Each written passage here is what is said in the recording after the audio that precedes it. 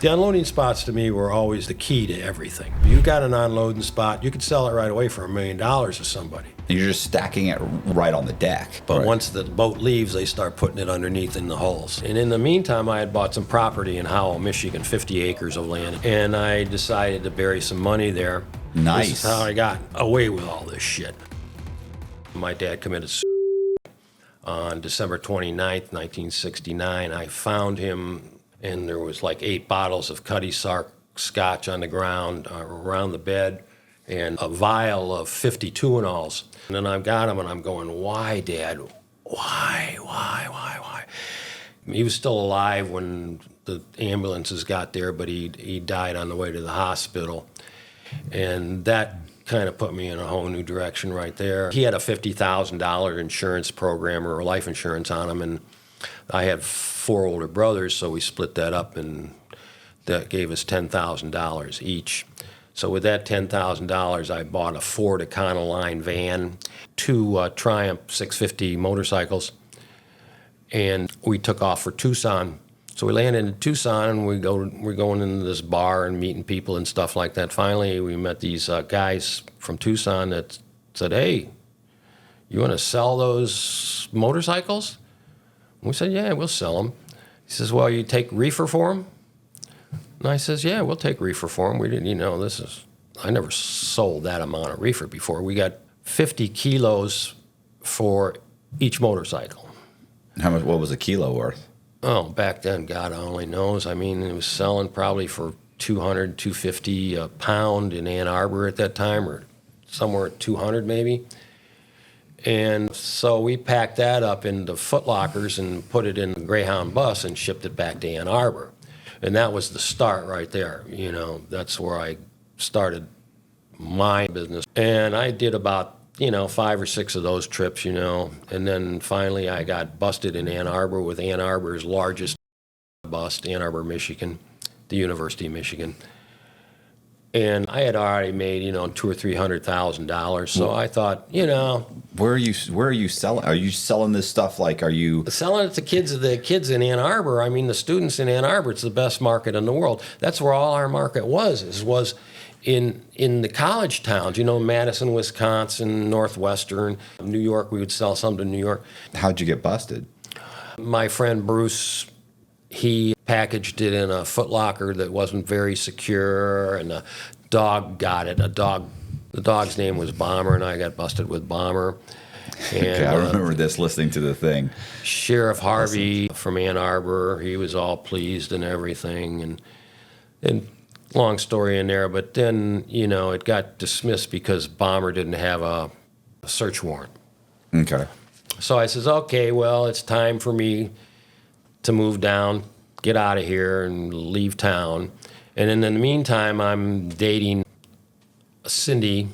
I can't say her last name because she doesn't want to be involved, but she was an Olympic gold medal winner in the 1964 Olympics, and I was dating her. Hey fellas, do you want your grooming routine to be a one-and-done deal? Well, the days of using the same trimmer for your face and your private parts are over, thanks to our friends at Manscaped. Introducing the Beard and Balls Bundle, featuring the Lawnmower 5.0 and the Beard Hedger. Get 20% off plus free shipping with the code COX at manscaped.com. That's 20% off plus free shipping with the code COX at manscaped.com. My old razor, it had a whole bunch of guards. It probably had at least 10 different guards. They've always got hair in them. They're all over the place. It's extremely messy.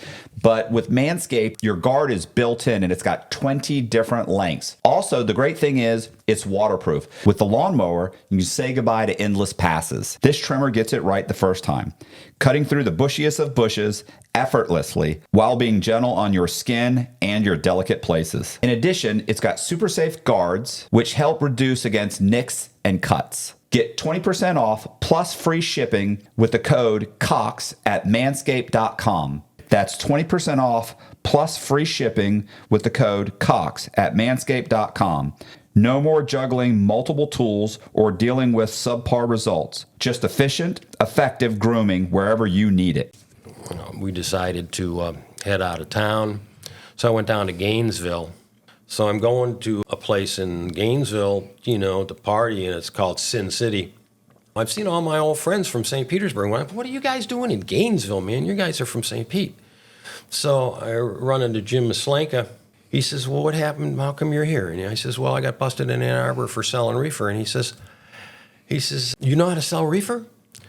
And I said, yeah, I know how to sell reefer. And he says, you want to sell some reefer? Finally, I agreed, and I started doing loads out of Gainesville, like 300, 500, 1,000, 2,500, 3,000, 4,000. I'd move up from a Lincoln Continental, then I'd go to a Winnebago and use a Winnebago. We could get about 3,000 pounds in a Winnebago and be pretty safe.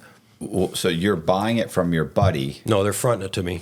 Okay, so they're fronting it. This whole business is fronted.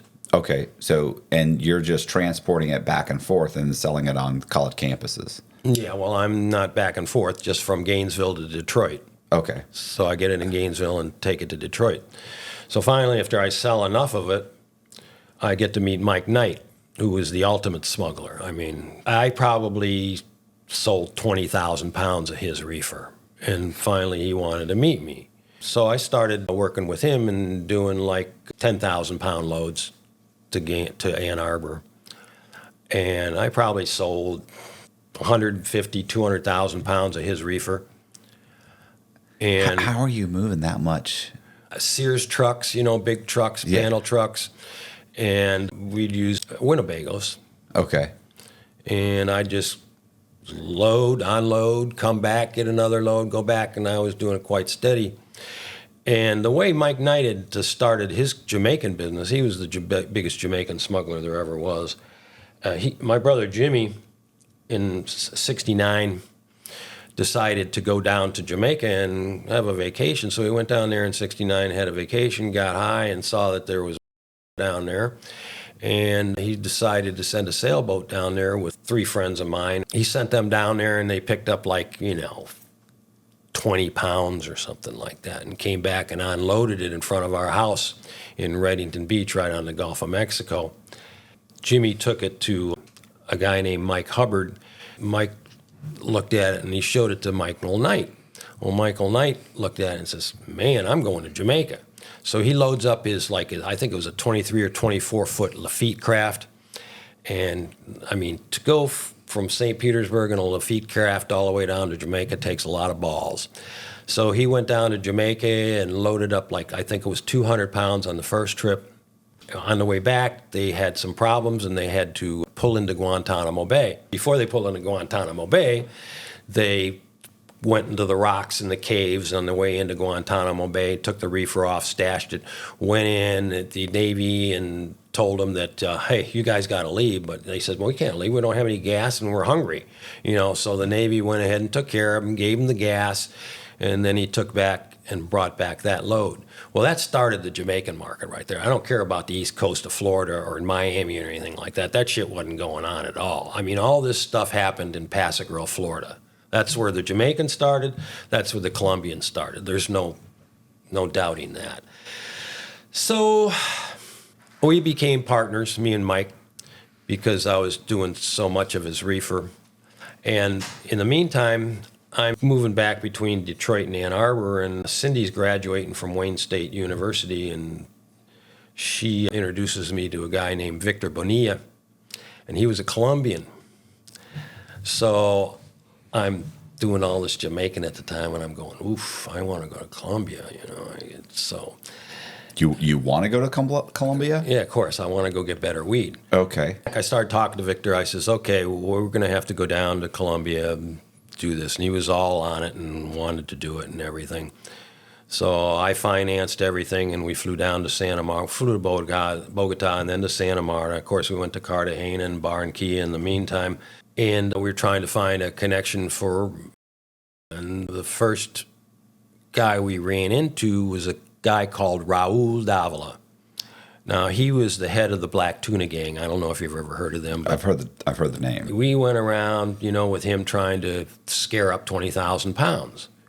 And he's saying, you can't do that. There isn't that much here. Nobody's ever done that amount of reefer out of here. And I says, well, Raul, why don't you just snoop around and see if you can find somebody that can get us 20,000 pounds together. We'll send down a shrimp boat and we'll load it up. So about 4, 5, 6 days later, he comes back and he says, okay, I got somebody you can talk to. So he brings us to this house in Santa Marta, and the guy's name is Guillermo Avila. And he started off the boom in Colombia. I don't have any doubt about that. And he was a little guy, and he was wiry, and he liked to go up, and he was going into the mountains all the time. So he says, yeah, I can get you 20,000 pounds together. I says, okay, well, let's do it. And so he goes up in the mountains, and he keeps bringing us back samples and stuff like that, and finally he brings back this really nice gold bud. And I said, yeah, we'll do that. I don't know when it'll work. Comes the night of the loading in Taganga Harbor, which is a little harbor that's north of Santa Marta, which is infamous for smuggling ever since the conquistadors. Gold then, but a different kind of gold now. And he's only got 16,000 pounds. So what are we going to do? We're going to do the 16,000. Yeah. We load the 16,000 pounds. And when that hits the United States, when that hit Ann Arbor, everybody on the boat that was working on the boat, the crew members, they all became smugglers. So this is how it happened. Every time a boat would go down and the crew would be on it, those crew members would go, oh, I can do this. So it was like a explosion of boom, Yeah, I know the sizzle, the one guy's talking about he's like, I could make I'm making $7,500 a year. He's like, as a captain, he said, or in a day I was making $5,000 or in an hour or two, something like that. Yeah, Dave Capel. I'm curious, like the logistics of the shrimp boat smuggling. Okay, if you want 100,000 pounds, how does that whole process work from deciding that's how much you want, how are they loading it on the boat? Gotcha, I know what you mean. Getting across to getting to the final consumer, So shrimp boats were always the best way to go because there's thousands of shrimp boats in the Caribbean and the Gulf of Mexico, okay? And there's no way they could stop and pull over all them. Anyways, when I was doing my business, I was way ahead of everybody. The DEA wasn't even in business at that time. Whether they come into business in 74, I started in Tucson in 70. So you go buy a shrimp boat, you try and make sure that it's safe, and you hire a crew, and the crew is usually people that come out of bars, and want to make some money. And you send it down to the Yucatan or the Windward Passage off to the coast of Colombia. And that usually takes anywhere from, depending on the speed of the shrimp boat, which is not very fast, it could take a week or 2 weeks to get down there, depending on the weather. And then we would load the shrimp boats on the coast of Colombia in various areas. There's Taganga Harbor, there was Nawaje, there was Sinto, there was Changa. These are all bays on the coast of Colombia. And then the biggest one that started doing the 100,000 pound loads was Portete. And that's where the freighters started moving out of once everybody figured out they could do a freighter and instead of a shrimp boat, and run it offshore and everybody run out and get the reefer. And then we'd bring it back to unloading spots in Louisiana, Florida, South Carolina, Maine. I didn't even go into the Maine trip. You guys are going to have to read the book or something like that. That's a good one right there. That was a 65,000 pound load. But I would use my Bell Jet Ranger helicopter to go find the unloading spots, and then I'd drive all over the coast of the United States. I kept a chart room with every chart of the coastline of the United States in my house, and I would have hundreds and hundreds of charts, just studying them to find the unloading spots, because the unloading spots to me were always the key to everything. If you got an unloading spot, you could sell it right away for $1 million to somebody, That's...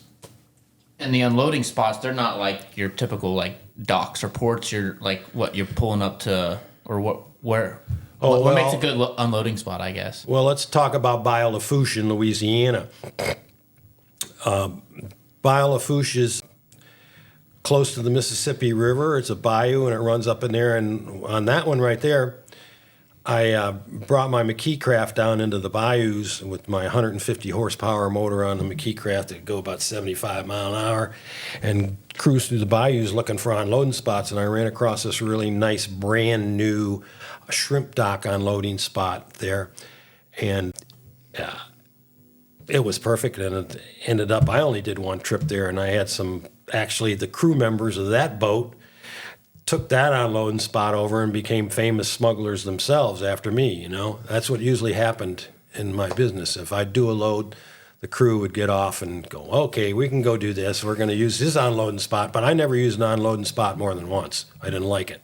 The next load I did a 20,000. I think I did like 2 or 3 20,000-pound loads after that.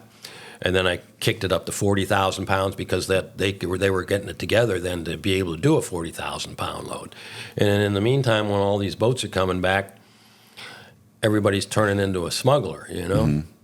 I mean, I can track all the smugglers, you know, because I put a lot of them in business, you know? I mean... And there was that much of a market? Oh, God. You couldn't get rid of it? Never had a problem. Okay. I mean, when I bought that first 16,000 pounds in Ann Arbor, I sold it in 2 weeks, and I fronted it all out. I didn't sell it. Right. You give it to people, and they're supposed to give you the money back. Now, how often does that happen? All the time. All the time? Because the bottom line is that it didn't belong to me, it belonged to the Colombians, and if they lost the money or fucked up, then they have to answer to the Colombians.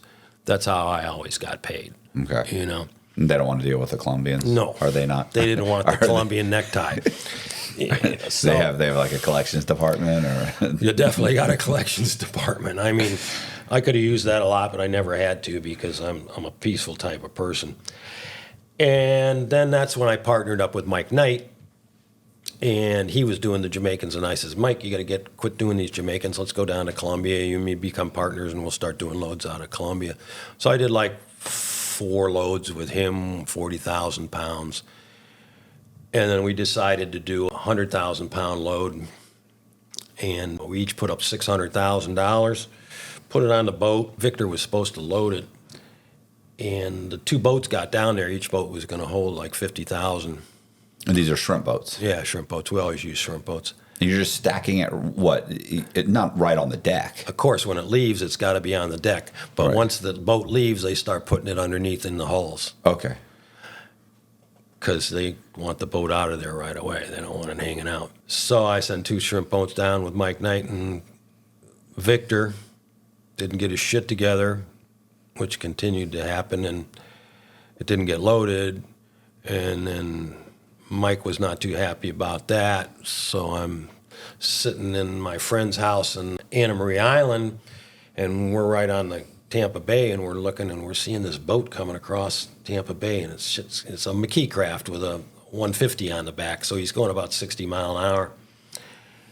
And he hits the lot next door, and the boat goes flying into the lot. He steps out of the boat and starts walking towards the house, and I said, Robert, oof, we're in trouble now.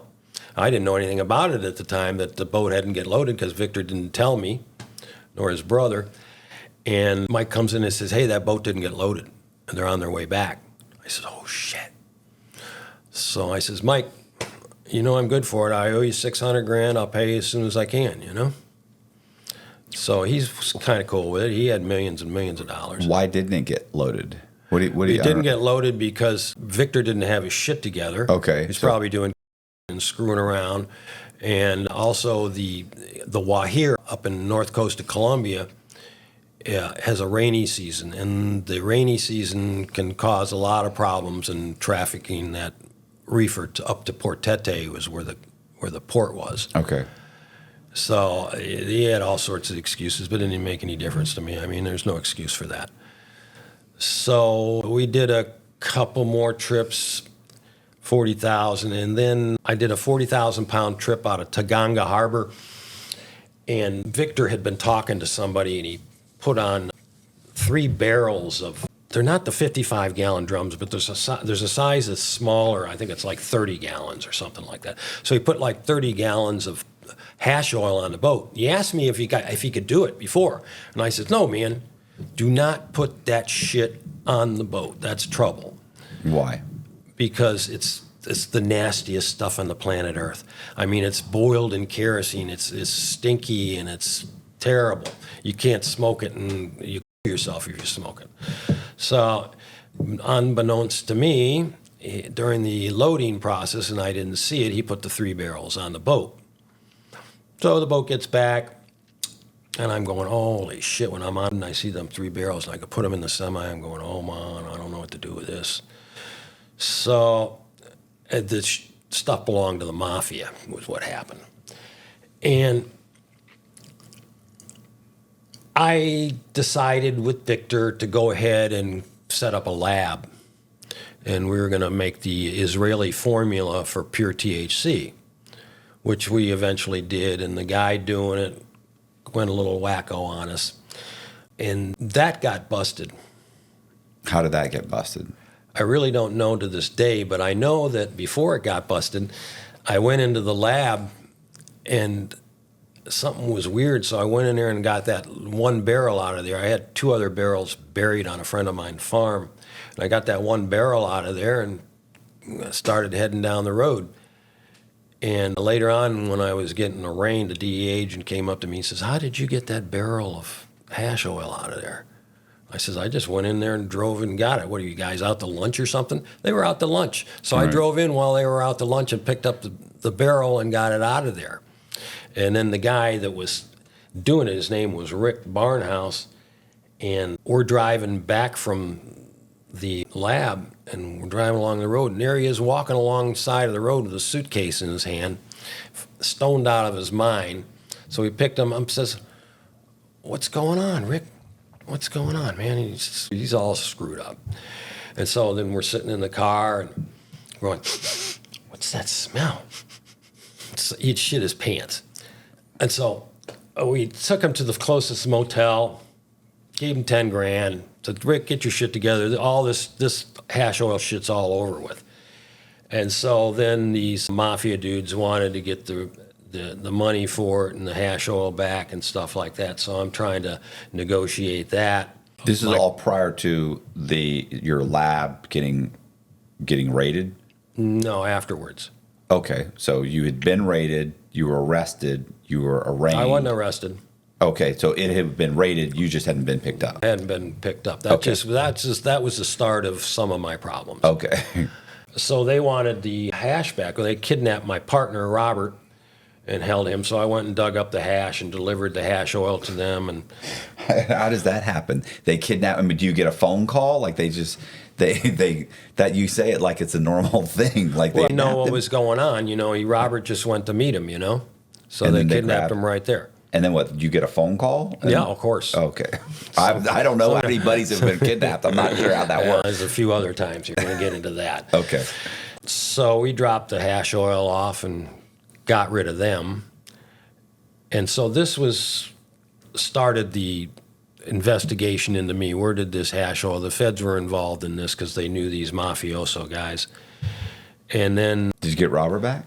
yeah, I got Robert back. Oh, that's a plus. He was happy. He didn't faze him too much. He was a good dude. And under tough situations, he was good. And in the meantime, I had bought some property in Howell, Michigan, 50 acres of land in Howell, Michigan. Wish I had that today. And I decided to bury some money there. So I had a Halliburton suitcase, the biggest one they make, and I filled it up with $100 bills, and it was $383,000 and some change. And I went and buried it there and buried it really well, And then we had a rainstorm, and at the rainstorm happened, it uncovered a bit of the suitcase, and Hunter, Dwayne Wilsmore, jumps over my fence with no posted, no hunting, no trespassing. Right. Everything else. He goes on there and happens to stumble upon the suitcase. So he's sitting there with a suitcase, and he takes it home, calls the state police. The state police come. They pry out the suitcase. They're all shit-faced, figuring out what the hell is going on here. So I'm the owner of the property. So I says, I'm going to claim this money because I'm the owner. Right. So I went ahead and hired a couple attorneys, and we went in to claim it. I gave them the combination of the suitcase. I gave them the receipt to the suitcase. I gave them some of the pouches that were inside of the suitcase. I told him exactly where it was. It was on my property. And we went to court through this. This is a big thing. It's in the newspapers. Yeah, I was going to say there was like articles and stuff about it, right? Yeah, I was in the New York Times and everything. Big stuff. All over everywhere. So they ruled against me. Right. You know how it is. Right.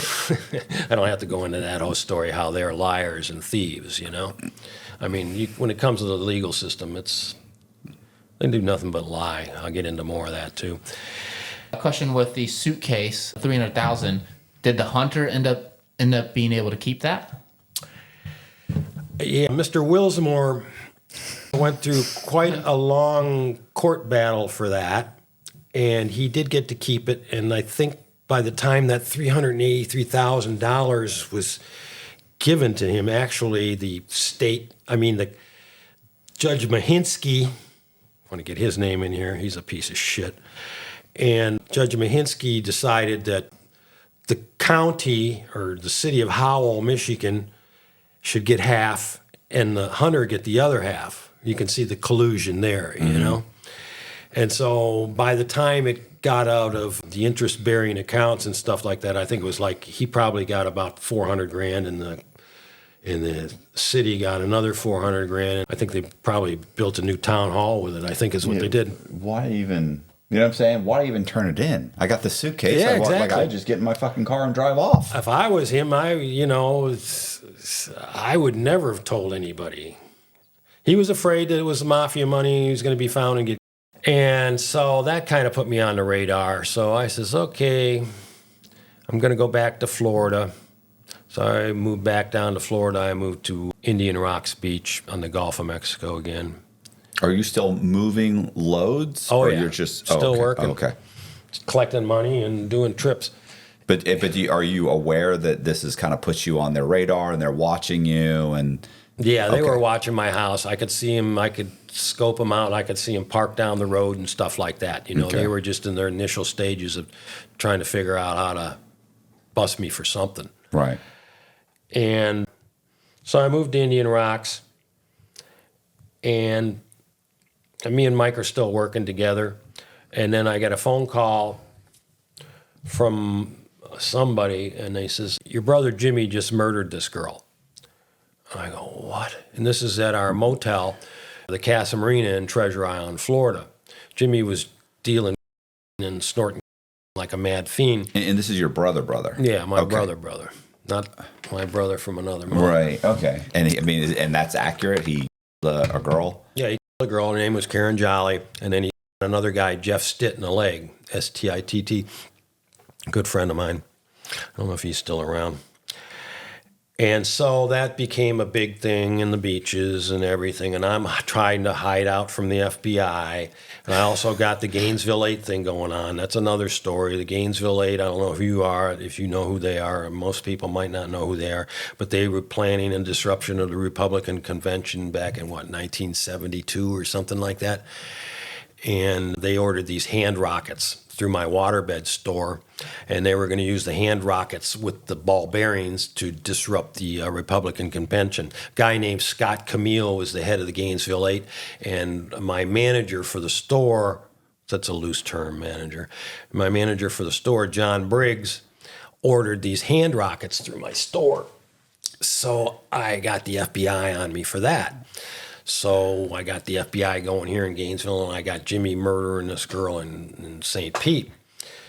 So I go, well, I gotta not go around anywhere now. So ended up the FBI came to see me in Gainesville. They knocked on my door. I got 300 pounds of reefer in the house. And they said, can we come in? And I said, no, man, me and my girlfriend are running around nude. I'll come out in the car and talk to you as soon as I get some clothes on. I took all my clothes off before I went to the door because I knew who they were. And I opened the door up and going, what do you do? Oh, and I said, then I closed the door, and then I put my clothes on and went out and talked to them, which was cool because they would have come in there and smelled the reefer. And so then I talked to them. I said, listen, I ain't got anything to do with this. And I told John Briggs, I said, man, you got to confess up. You got to tell him you did it today. I had nothing to do with it, or I'm going to strangle you. Right. So he did that. And so the FBI laid off my ass there. Well, what about your brother and the murder? Like, why did he murder the chick? Because he thought they were stealing her And probably the worst dealing is Okay. And then the guy he shot. Okay. So this was a whole thing. Okay. So the FBI is saying, okay, so you got the guy to own up to the hand rockets, or is that what you call them? Hand rockets? hand rockets. I don't know what They a hand rocket is. it's like a slingshot, but it's got a band on it that goes right here, so you can just pull it back. It's like a slingshot. It's a slingshot, but it's a hand rocket. Okay. I mean, the slingshot, you And got that's a how whole, he's gonna- that's- this thing had a wrist thing on it where you could get more torque on it. Yeah. And he's just going to, fire that in, just shoot that They into were the going to crowd use or them something? during the Republican convention to shoot at Nixon or something, you know? We didn't like Nixon too much back then. I didn't have anything to do with violence ever. And so my mother comes to me, Tommy, you got to get him out of this. I said, how am I going to get him out of it? She says, you're going to hire the best lawyer that you can find, and you're going to get him out of it. I says, Mom, I don't want to do that. She says, well, if you don't do it, I'm going to have nothing to do with you. You're not going to be my son anymore and all that shit, So I says, okay, I'll do it. So I hired a guy named Arnold Levine in Tampa, Florida. Oh, I heard the name. Okay, well, he's the guy. So I went into his office and carried in $120,000 in $100 bills and said, here you go, Arnold, fix it. And he said, I can't take, that's it. I don't know that this may be illegal money. No, let I me finish won't- the story. Okay. So I go there and I forgot something in the room after I dropped it off with him. So I walk back in the room and he's on his hands and knees counting all the hundreds, and I'm going, oh boy, sorry, Arnold, But we became fast friends, and he got Jimmy off he was mentally insane because he was under the influence of at the time. Oh my God. Try that today. Yeah, I was going to say that would never work today. Okay, so I got my brother off and paid off the family, and I was still working between Detroit and Gainesville and St. Petersburg. And in Detroit, I had to move out of the house in Detroit, which was a bummer. So I moved to Farmington Hills, got a nice little place in Farmington Hills. And Well, why did you have to move out of the house? What do you mean? Because the feds were on me. Okay. I was a fugitive. Okay. I was on the verge of being a fugitive because, so when I'm living in Farmington Hills, I hear that there's an indictment out on me. And Had someone gotten, because of the raid from the lab, or was it somebody else had gotten busted with and they had rolled on all you? of those things, they were getting those people together, the rats. Okay. So things are not looking good. Well, yeah, things aren't looking good. I mean, it was all Victor that screwed me up, man, with that hash oil and then the buried money. And so I was living in Farmington Hills. Me and Cindy are living in Farmington Hills, and I'm still dealing and collecting money and sending it to Colombia. I walk out the door one day and I look down the street, which I've done it quite a few times, and seen something kind of weird. And I said, oh, God, two guys sitting in a car. This isn't good. So I went back in the house. I said, Cindy, pack up your shit. Take all this money. I don't know, I had $250,000 or something. And I had another friend there at the time, Paul Greiner. He's a disc jockey for WABX in Detroit. And I says, here's what's going to happen. I'm going to go ahead and leave. As soon as I leave, you're going to watch out to see if that car follows me, which I think they're going to do. As soon as the car follows me, you put all this shit in the car and take off, and I'm going to meet you at this motel near the Flint airport. So then I walk out the door, I get in my car, they do follow me, and I'm in my BMW 3.0 CSI. They're following me, and I'm going, I'm going to lose these fuckers. And it's just more through the neighborhood. I'm going like 110 mile an hour through neighborhoods, and it's the fall, and I'm hitting these piles of leaves, and the leaves are blowing up on the back of their car and everything. Finally, I make enough left and right turns where I lose them. So then the first thing I do is pull over a phone booth, call my Learjet pilot. I said, hey, Gene, meet me at the Flint airport as soon as you can. I had heard there was an indictment out at that time. So me and Cindy put on some wigs and went to the Flint airport. And as we're walking in the Flint airport, there's like 8 fucking state troopers there, and we got to go in, and we were walking by the state troopers, and my hair is all kind of under my wig and stuff, and I'm going, does this look suspicious or what? And then Gene comes up, and we walk right by him, and they didn't say anything, you know. I'm definitely a wanted man then. And get in the Learjet and take off to Boston. And my cousin was a travel agent, so I had her do me like 6 tickets to different places into Europe, you know, and I had all those 6 tickets. And I says, when we got to Boston, I says, Cindy, pick a ticket, any ticket. Right. So she picked the tickets to Munich, and we flew to Munich and checked into the Beischerhof, which is probably the most famous hotel there in Munich. And that was my start of my European venture, and that goes on for a while. And then, so you know you believe you're wanted. You are wanted. You were indicted, right? I knew there was an indictment coming out. People had been telling me, you know, but I didn't know for sure 100% whether there's an indictment out. But when they started following me, and they're following me at 100 mile an hour, I know shit's happening, and I got to get out of town. So you're in Munich. I mean, are you planning on, like, what's your plan? What's the plan? To get lost, you know. If they're going to get me, they're going to have to extradite me, you know? Would they not extradite you from Munich? Well, they could if they could find me. Okay. Do you have a? I mean, are you still traveling under your own personal passport? Yeah, I was always traveling under my passport. Okay. But, you know, they didn't have it together back then they don't have the Interpol computer to figure it out. They didn't have the computer system. So I was doing pretty good. And then we went down to St. Moritz, and Glenn, my partner, he came down there, and he got a place in St. Moritz, and then I got a place in St. Moritz. And then I decided St. Moritz was a little bit too risky for me and a little too high profile. St. Moritz, Switzerland. Okay. St. Moritz, everybody knows where St. Moritz. That's where everybody wants to go in their life, to hang out in St. Moritz. And anyways, at that time. So I moved up to Amsterdam, and I left Cindy in Germany while I went to find a house in Amsterdam. So I got a nice little farmhouse in Beemster, Holland, on a dike that was like 14 feet below the water line. Or water level. And then brought Cindy up there, and we moved up there for a while, and she didn't like it, so she moved back to St. Moritz, and I decided it was time to go back to work. Glenn and me got together, and we went to London. When flying to London, I think we had I think we had 80 grand or 50 grand or something. No, 50 grand. You each had 25 grand, and we had it on us. I usually put my money in my boots. You know, I'd always buy size 13 boot or size 12 boot when I'm usually wear 10 and a half, and I could get all that money in the boots, you know.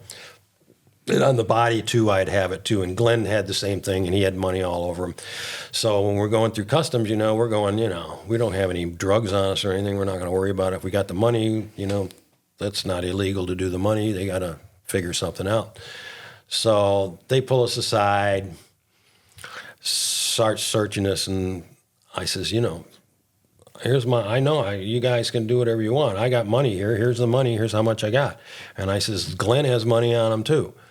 You know, so he's got 25 grand on him. So while I'm talking to the one guy, they got us in separate rooms, of course. The cop comes in and says, we found $15,000 on him. And I says, well, you better keep looking, because there's another 10 there, and it's all my money. Right. And this is before you had to declare over $10,000. Yeah. Okay. And even in England at the time, that wasn't a law in effect for me, or, you know, in America that was the law, but it wasn't there. And so they're sitting there, and they got the 2 joints, and they got the 50 grand, and they got all our luggage.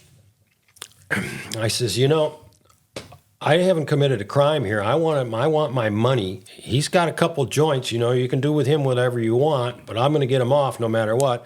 I want my money, and I want to get out of here. He says, am I under arrest? He said, no. And I says, okay, well, give me my money. So they gave me all the 50 grand, gave me all the luggage and everything.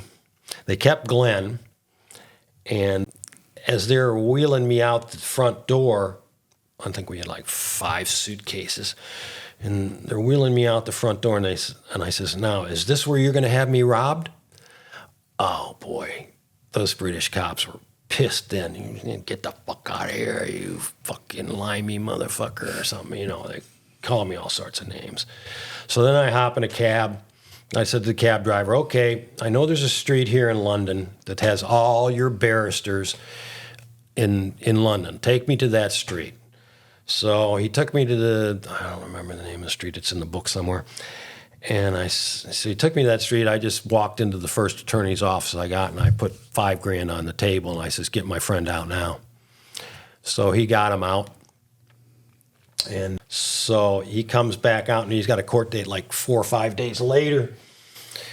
And I don't know, an English court is a trip in itself. I mean, these guys got wigs on, and you're in a dais, and you're standing there in the middle of everything. It's kind of like, so I went with him, and I went in, first of all, to check it out. I says, no, man, I'm not staying in here. So I went back out, and then Glenn comes walking out, and he says, not guilty. Right. And I says, Glenn, how come? He says, well, it seems to be a law in England. If you didn't know that you were in possession of those drugs, then you're not guilty. And he had them in his back pocket. Right. That's when the laws are the laws. I mean, nowadays it's all supposition and lies. So then we decided to go, that's when we decided to go down to Morocco and do a Moroccan deal. So I had set it up in the States before I had left with a friend of mine. I went to Barnstable over on the west coast of England, and I bought a Range Rover over there. And when I went into the bank, when I went to buy the Range Rover, the guy says, well, I'm not taking American money because I had all cash. And I says, okay, well, we're going to town and get it changed into pounds. So I went into the bank in Barnstable, give the money to the cashier. I says, can you change this for me? He says, well, we can't do that. You're going to have to come back later. So I says, okay, well, went to a bar that was a 400-year-old smuggling bar in the basement somewhere. And then we went back to the bank, and there they are. The cops are there. Oh, well, what are you doing here? What are you doing with all this money? And I says, what are you talking about? I'm a tourist. I'm buying a car. I'm going to go drive around Europe. I'm spending my money in England. What are you guys doing to me? Am I under arrest? I just came through the airport. They saw the fucking money. Yep. They let me go. Told them all that. And they says, well, okay. And then I talked to the bank manager. I says, would you give me my money so I can get out of here? So he went ahead and gave me my money. We got out of there. So we loaded up the Range Rover and headed towards Morocco through the White Cliffs of Dover there. Left Dover and drove into France and drove down to Bordeaux and bought like $5,000 worth of wine and threw it in the back of the Range Rover because we knew that you can't drink when you're in Morocco. Of course, we wanted to have some alcohol. And drove down Costa del Sol, down to Tangier, down to Gibraltar. Took a ferry from Gibraltar to the Spanish town of Ceuta. And it's a Spanish enclave right on the north coast of Africa. It's all Spanish. So you go in there, and you don't even clear any customs because it's Spain. So we go in there, and that's fine. So then we're in the Range Rover, and we're driving through Moroccan customs, and shit, there's a line at least a half a mile long. And I said, screw this. And I go around the whole line, pull right up to customs, And while we're there, well, now I've already got Sonny, another partner that I picked up, and he spoke Portuguese, French, Spanish, and Hebrew. This guy comes up to the car, and he says, what are you doing? He says, I can get you through customs. And we says, okay, well, how are you going to do that? And he says, well, just let me get in the car and we'll go through customs. And I says, well, listen, what we'll do, you get us through customs, you go on the other side of customs, and we'll pick you up. Okay. And he says, okay. So we get through customs, and he's standing on the side of the road. Shit, we went by him at 70 mile an hour. Okay. Why was he? Why? You can't trust a Moroccan. Okay.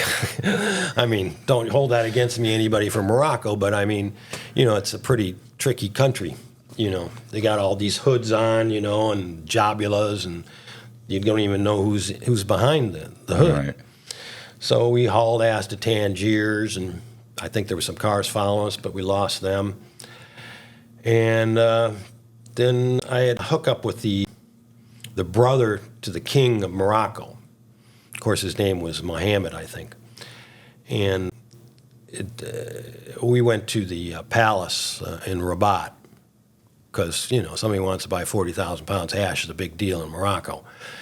I went there and met with him in the palace. And he says, okay, well, meet us up in the Reef Mountains. Oh, what's the name of that town up there? Begins with a T. Anyways, we go up in the Reef Mountains and stay with this farmer and his farms, you know, and he's got his growing and he's making hash, and he keeps bringing us this hash, and the hash is no good, man. It's like terrible stuff, you know, nothing like the blonde or red Lebanese that I was getting in Detroit.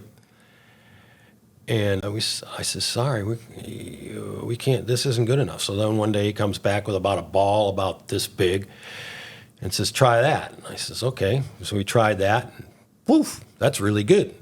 And I says, okay, I'll take 20,000 pounds of that. And he says, it can't happen. He says, that's all off the fingers of the farmers. Okay. That's not the way they make hash. They take the plant and beat it with a broom or something like that through a cheesecloth or something to get their hash. But the oil from the farmer's hands is the really potent stuff. And so we couldn't cut a deal there.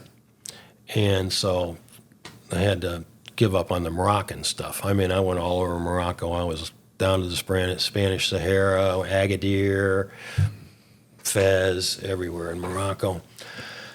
And then I decided to go back to the United States after that because I needed to go back to work. So we flew to the Canary Islands, and then from the Canary Islands we went to the Bahamas.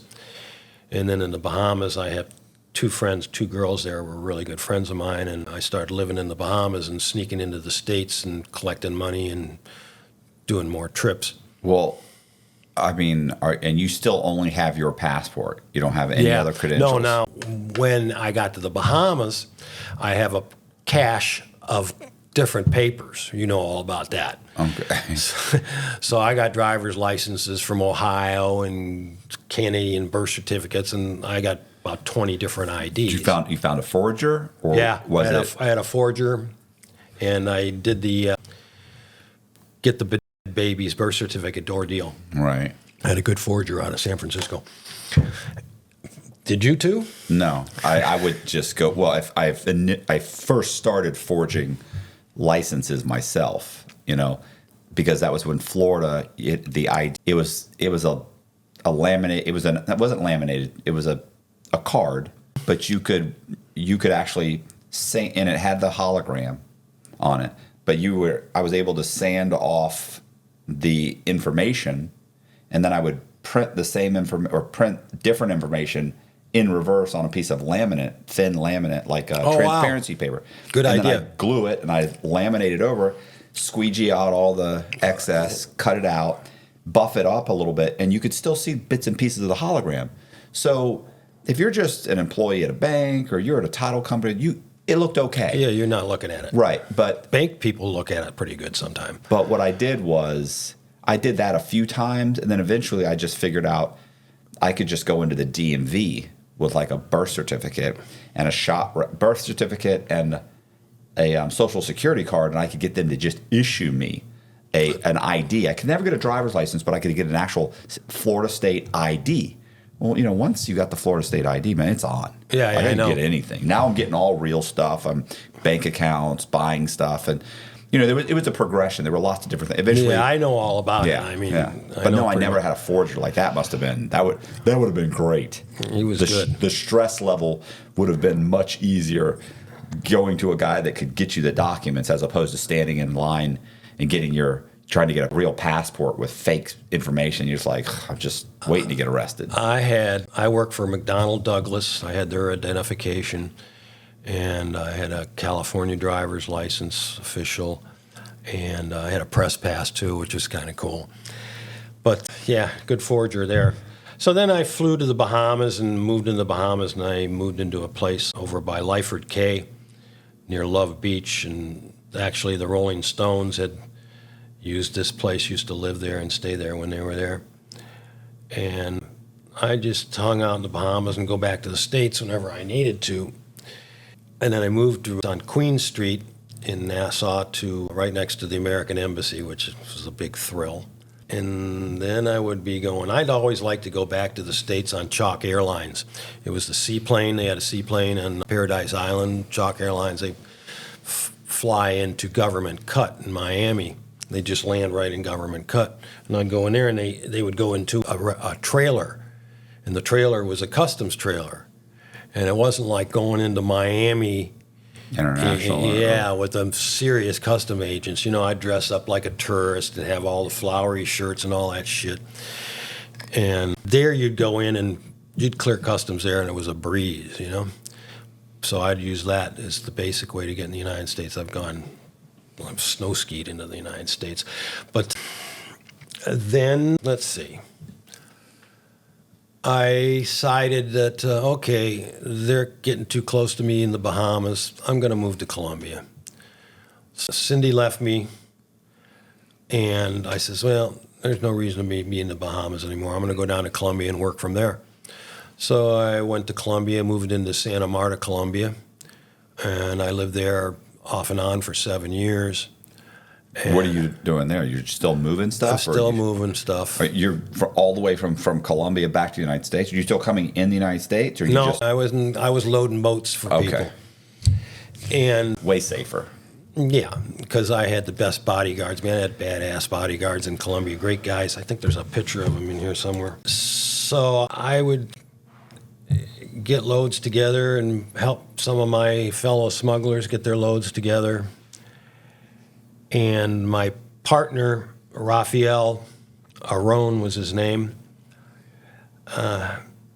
he got murdered while I was there.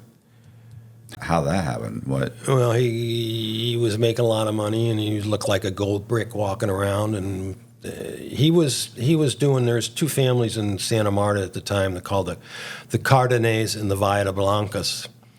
And what happened is they got into a blood feud over the honor of a woman, I believe it was. And so it ended up that the Villa Blancas ended up killing the entire Cardenas family, like 40, 50 people or something like that.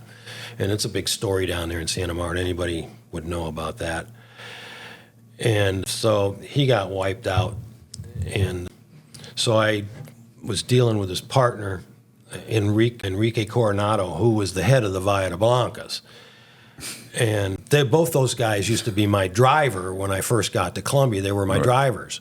They weren't even in the drug business. They were doing cigarettes and alcohol and everything through the Guajira, which is the north coast of Colombia, where all the smuggling goes on, and it's still going on to this day. They try to stop it, but they can't. And, well, Raphael one day, get to this story, Raphael one day says, hey, I want you to go up to the Guajira and look at some reefer. And I says, okay, I'll go look at some reefer. I didn't like the reefer from the Guajira because Guajira is a desert and it dries out the reefer, and it's not as good as the reefer that comes from the Sierra Nevada, the mountain. And so I went there and driving up in the desert, and I see a big mound of bales of. When I asked Lucho Castro, who was running the operation there in the Guajira, I said, Lucho, well, how much reefer is there? And he says, about 1 million pounds. And I says, wow, you guys are loading up 1 million pound loads?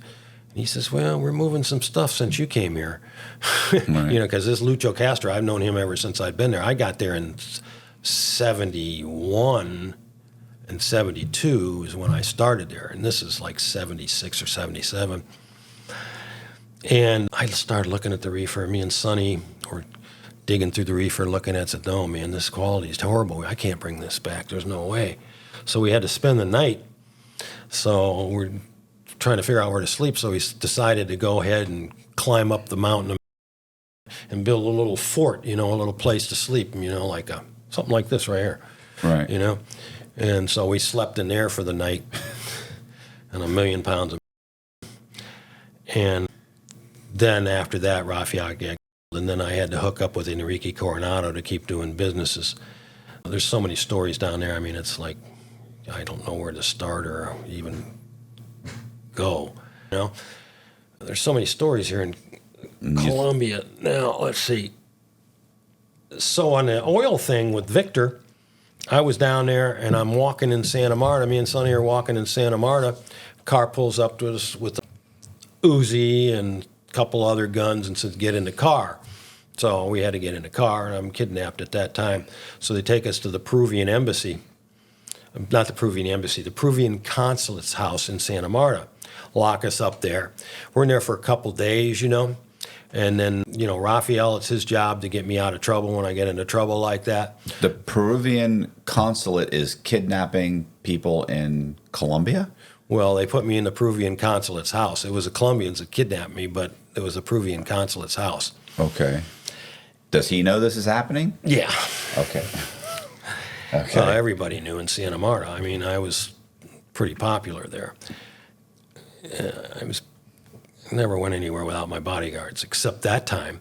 And so we got a meeting going on, and Raphael pulls up. Well, they moved me over across the street into a house across the street where they got this long table with hold about 10, 15 people.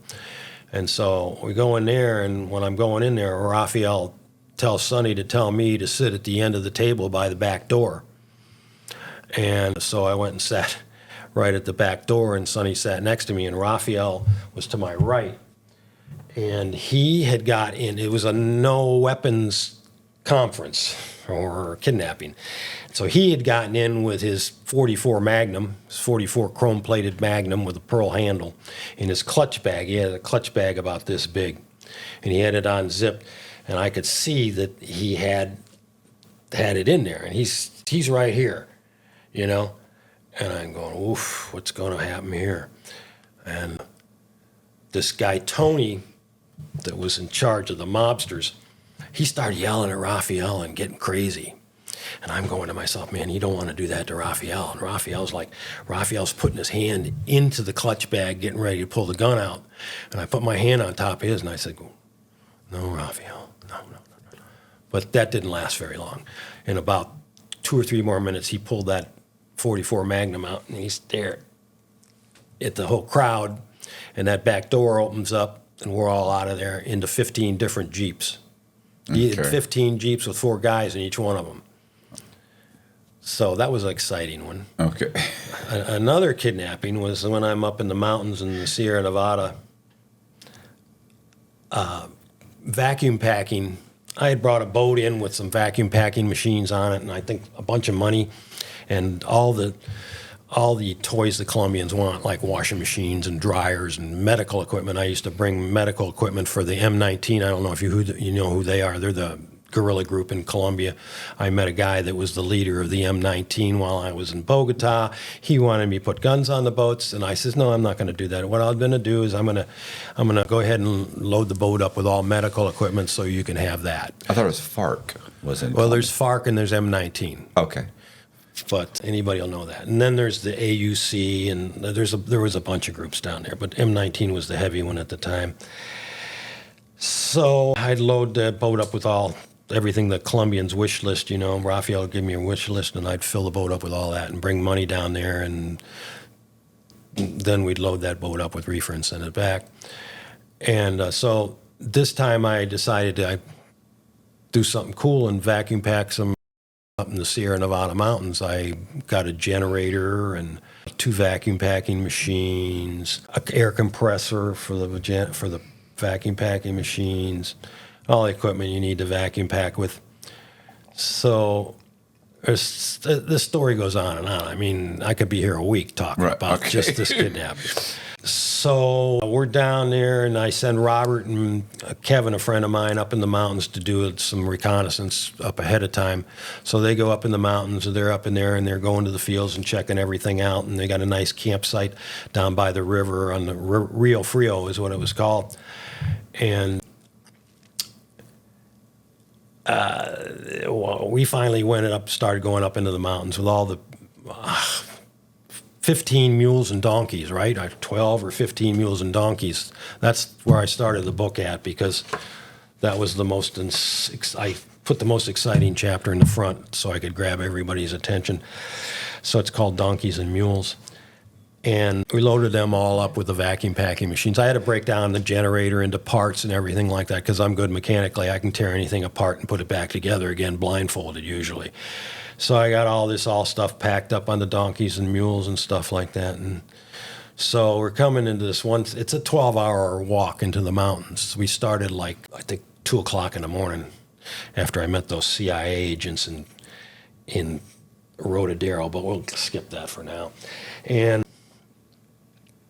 so we started walking up there, and it's dark, and you're walking, and they're clearing the way with their machetes and stuff. And when they're clearing the path, they have, in Vietnam they used to have these, what do they call, punji sticks, where they're sharpened sticks, but when they go through the jungle and they cut an angle on them, and they're like spears, and they're all on the side of the trail. Okay. So when you're walking, you got these things left and right all the time, real dangerous. So we come to this one section, and it's a cliff. I think it's probably about 300 feet, and the path is about this wide,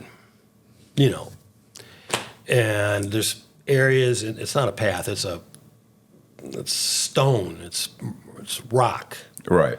And there's areas where, from the rains and stuff, there's a washout section. So you have a little triangle in there where you got to be real careful going around. I took my backpack off, and of course, and didn't carry anything because I didn't want my backpack getting caught on anything and throwing me over the cliff.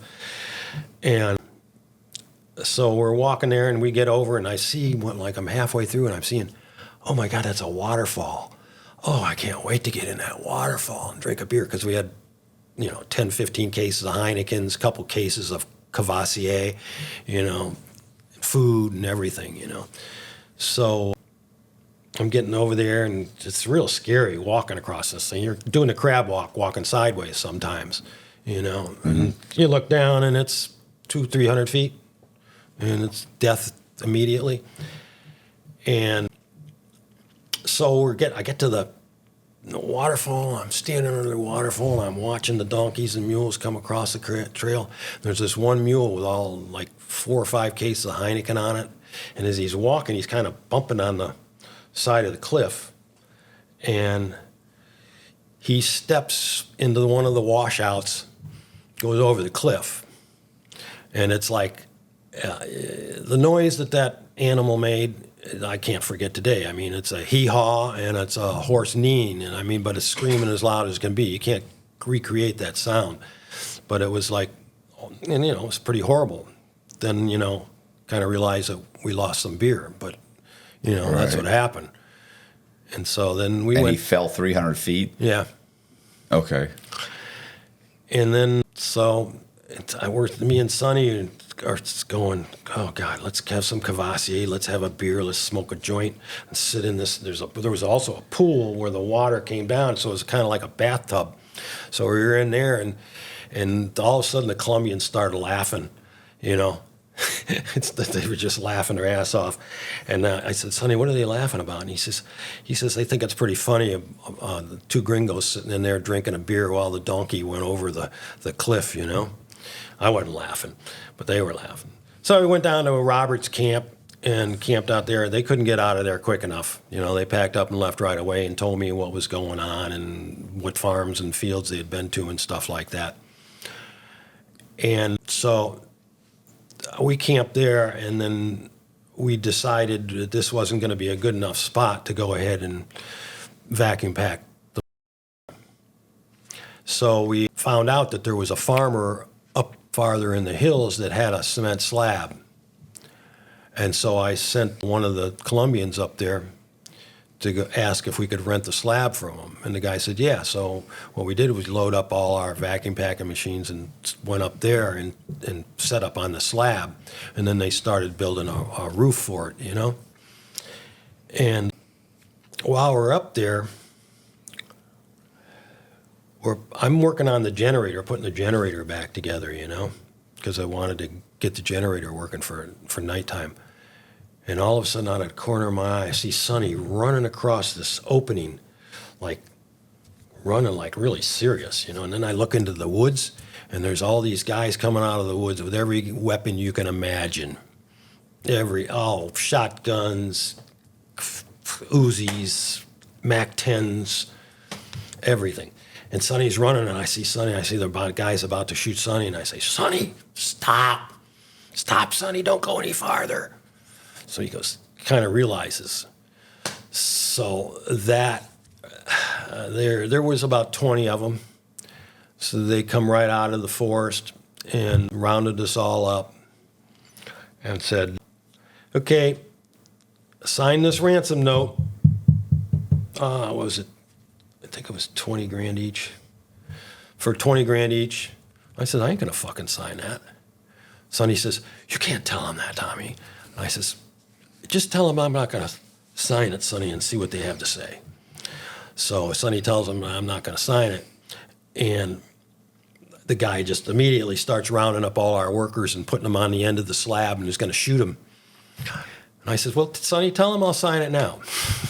So lots of stories in here. So I signed the ransom notes, and so they camped out with us and kept us for like 3 weeks while Raphael, they couldn't find Raphael because Raphael was up in the Wahir eating turtle eggs and drinking aguardiente or something like that, and they couldn't find him immediately, you know. So they finally found him, and Raphael paid the ransom. And at night when I was sleeping, I always slept in a Colombian hammock. They're the best in the world. And I'd be sleeping in my hammock, and this would be a guy next to me with an Uzi, just like 2 feet away from me with his finger on the trigger while I'm sleeping. And I tried to escape, and I set the generator to run out of fuel, you know, with the fuel valve. They didn't know anything about a fuel valve, or the Colombians. All they knew about is what their weapons would do. And the lights went out, and I had that Uzi right to my head. So we weren't going anywhere. And he said, hey, you better fix that machine right away, or somebody's going to die, you know, and all that, you know. Constant threats. Finally, you know, we were there such a long time with them, we got them all to smoke reefer. And in Colombia, you don't smoke reefer because they think it makes you crazy. Okay. You know? And the only guy that wouldn't smoke reefer was my guard, and he was the guy that was leading the entire crew of this wayward army platoon, because it was the army. It wasn't just, you know, everybody down there wants to kidnap you no Right. matter what.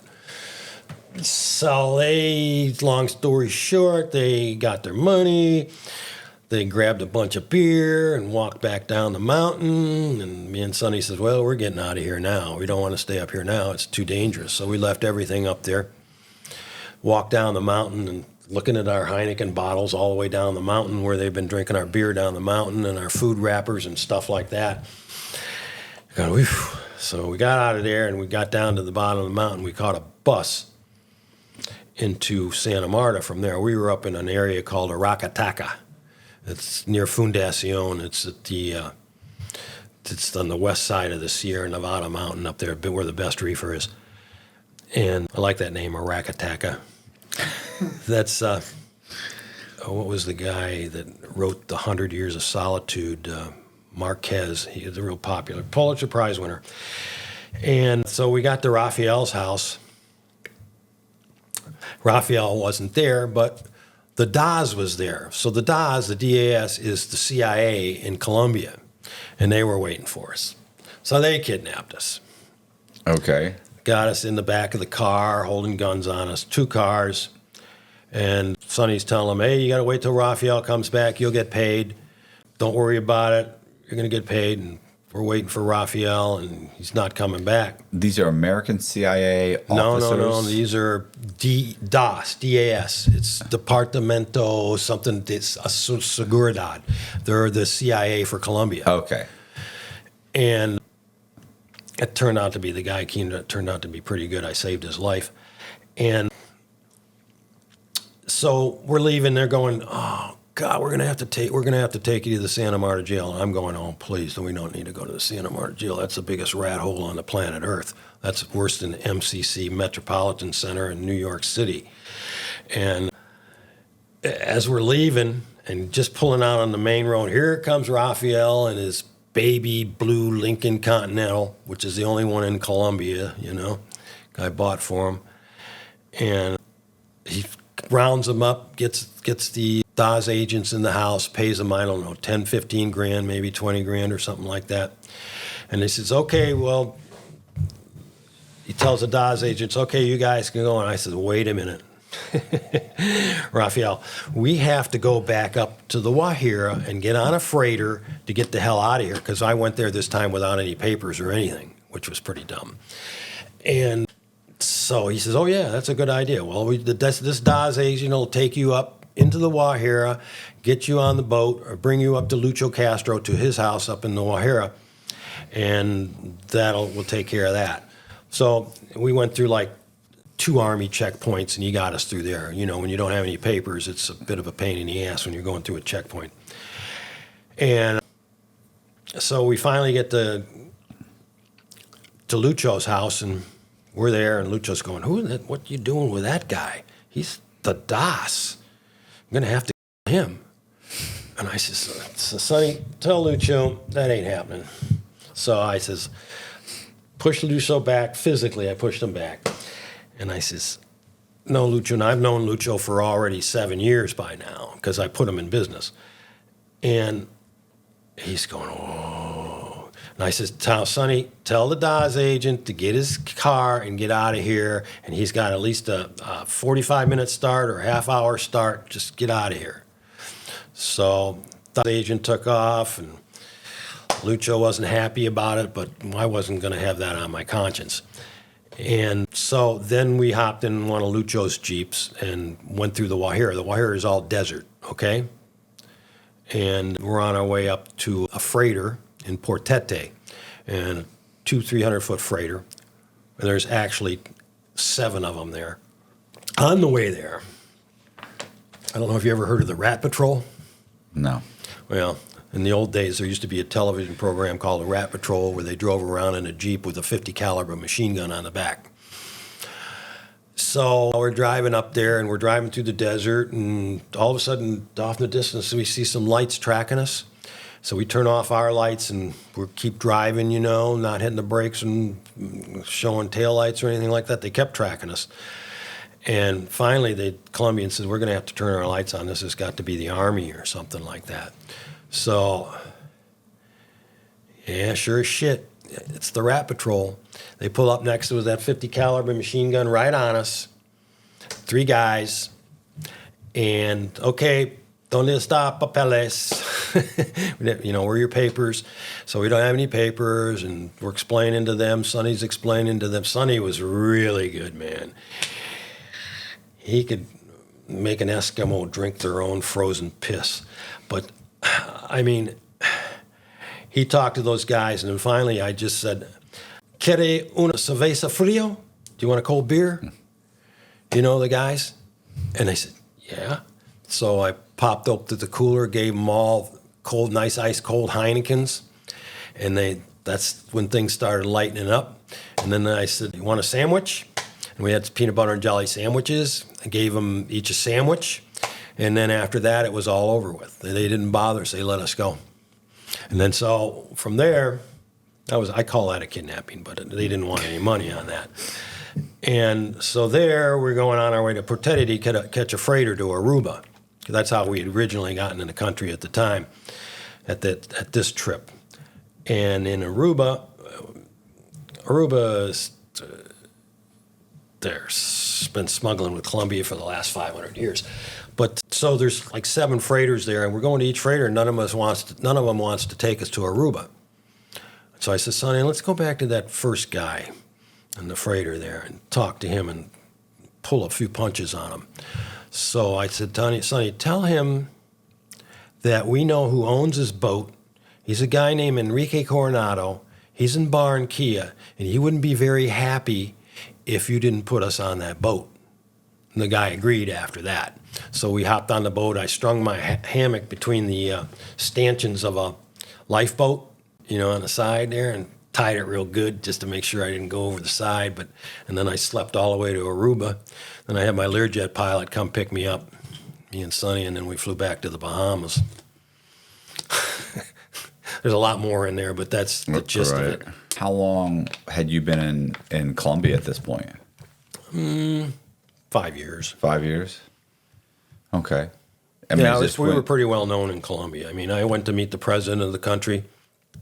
Rafael said, one day I'm in Bogota because we didn't like hanging out in Santa Marta all the time because it gets a little rough there. I mean, there's a lot of fighting going on and shootings. So we decided to get an apartment in Bogota. And then while I was in Bogota, that's where I met the head of M19. I got his name in the book and got a picture of him. And then my bodyguard in Bogota, who used to be the bodyguard for the ex-president, he was in charge of the bodyguard detail for Pastrani, the president of Colombia. And he was a great guy, man. Tough-looking guy, too, man. And he says one day he comes and he says, "Hey, you want to meet the president?" And me and Sonny look at each other and said, "Yeah, let's go meet the president," you know? And he says, "Okay, well, I'm going to take you there." And I got his picture in here. Julio Cesar Ayala Tubay. And so we went to the presidential palace and sat down with the President Tubay. And he says, "You know, I know what you guys are doing up there." And he says, "You don't have any worries for me." You know, and I said, "Well, I wouldn't be here if I thought I did, you know." And he spoke perfect English. And he says, "You know, I'd like you to give a speech to the Colombian Congress why it should be legal in the country of Colombia." No shit. Okay. So I'm sitting there going, this is a death warrant. Right. You know, so I'm sorry, I can't do that. You know, so I didn't do it. What kind of money are you making? Are you like getting by? Or are you doing really, really well? I'm doing really well. Okay. So Not getting by. why leave? You said you were there for 6 or 7 years. Why leave Colombia? If it, things were good, you're doing well. Like why leave? I fell in love. Oh, that's the worst. So this Swedish girl was walking down the beach, and I hooked up with her, and I says, "You know, Sweden's a good place to go to hide. I'm about done here. I mean, this is over with. It's turning into heaven, you know, and there all this violence and shit. I mean, I've been in a couple shootouts down there, you know, and a bombing, and I decided to take my Swedish girlfriend and move to Sweden. Okay. A lot of stuff in between there, but I mean, it'd just be take days. Right. And So why? So you went to Sweden because you thought? I mean, were you still concerned about being extradited from Sweden? I mean, let me explain that. So before I went to Sweden, I went back to the States to clean up some things, you know? okay. And so I went with my mobile home trailer, and I went up to Harvard and went to the Harvard International Law Library. I had my forger do me a nice document showing that I was a lawyer. So I went in the International Library for about a week and a half and studied the extradition treaty with Sweden and everything. And there was no way I could get extradited out of Sweden for a conspiracy charge because they have an issue in the treaty, the extradition treaty, called reciprocity. The law in Sweden has to be exactly the same as the law in the United States. Right. And if it doesn't match, then they can't extradite you. And so conspiracy and Title 21, Section 848, continuous criminal enterprise, which what I was charged with, Right. that was non-extraditable. So I says, I'm going to Sweden. You know, Right. if the only thing they can get me on is a possession charge. So I decided Sweden would be a safe place to go, and if I did get extradited, I'd only be able to get extradited for possession, and they never caught me with anything, so they couldn't extradite me. So I'm there, and I have my one son, you know, and I'd already had him. I'm in the process of, my wife is having the second son, Alex, and I got a nice house outside of, actually, right outside Stockholm here, the Globen. Had a house right near there and used to hear the Rolling Stones there.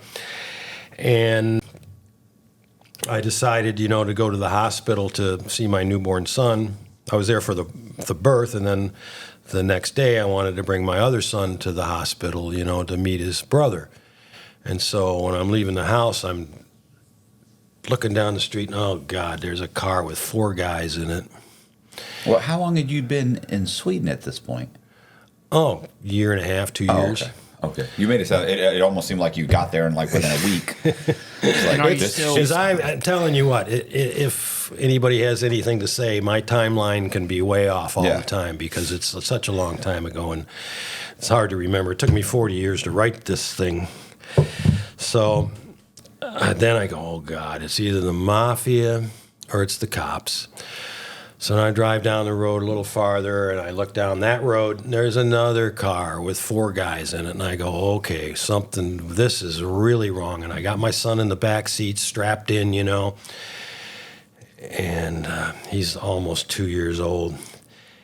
And I'm driving I live in a section of Stockholm that's not the center section of Stockholm, and I'm heading towards center Stockholm, and there's a roundabout on the way in there, and the roundabout goes to a city called Södermalm, which is the southern part of Stockholm, and there's a roundabout there, so I get in the roundabout, and I figure, I'll go around the roundabout, they're around me. I go around again, they're still there. I go around again, they're still there. So like after 5 times of going around in the roundabout, I figure, okay, I got to pull over.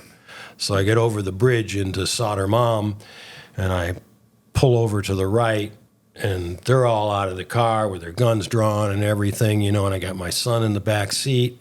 I'm totally concerned about him, and I'm going, okay, you guys, don't do anything stupid. I'm not armed. You can see my hands. Put your guns away. My son's in the car. I'm not going to give you a problem. Let's figure out what's going on here. And they says, well, you got an arrest warrant from the United States called a provisional arrest warrant, because that's the way the treaty works. They issue that warrant under the treaty. And so I says, okay, well, here's what we're going to do. I'm on my way to the hospital to take my son to see his brother. What we're going to do is they started to take me and put my son in another car, and he was going crazy, really torn up. And so I says, listen, you guys got to pull over and put my son in here with me right now. They said, no, we're not going to do that. So I brought my feet up and I kicked the fucking window out. And I says, hey, you're going to have a big problem with me unless you put my son in here. So they did pull over, put my son with me, and we drove to the hospital, and we dropped my son off at the hospital. And he went in and saw his baby brother, and they took me off to Kronensberg Tacket, or something Swedish name. But that's the main prison in Stockholm, and it's in Södermalm. And there... Well, that's a long story. There, I met up with the Swedish prosecutor. Her name was Solveig Rubberdahl, and she was the chief prosecutor in Sweden at the time. And she's sitting there reading the indictment, which is in the back of the book. I put the indictment in the back of the book. And she says, you couldn't have done all this. And I says, no, I didn't. That was my brother Jimmy. And I says, I swear to God, it was my brother Jimmy. I didn't do any of that. You got it the wrong person right here. So she continued, of course, she didn't have her hands were tied because the American government wanted me, and the American government has their power over the Swedish government like you wouldn't believe. So they put me in the prison there, and I go on a 51-day hunger strike. All I did is drink water for 51 days. And this is during the period of time they're getting ready to take me to the Supreme Court, the Swedish Supreme Court, to see if I'm extraditable. There's stories in between here, but, I'm getting to the meaty stuff. And so I get to the Supreme Court. I got this really cool attorney. He's a good guy, and he did a nice job trying his best to get me out of the situation.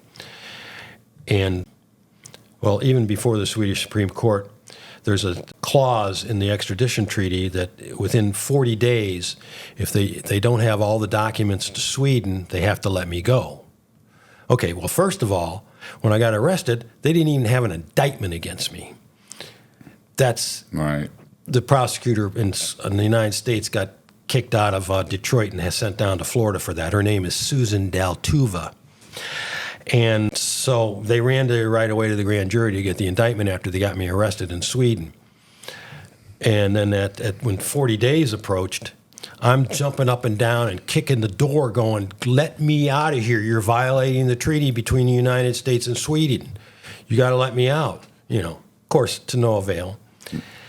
And so I went to the Swedish Supreme Court, and it's like, oh, God, what a picture that is.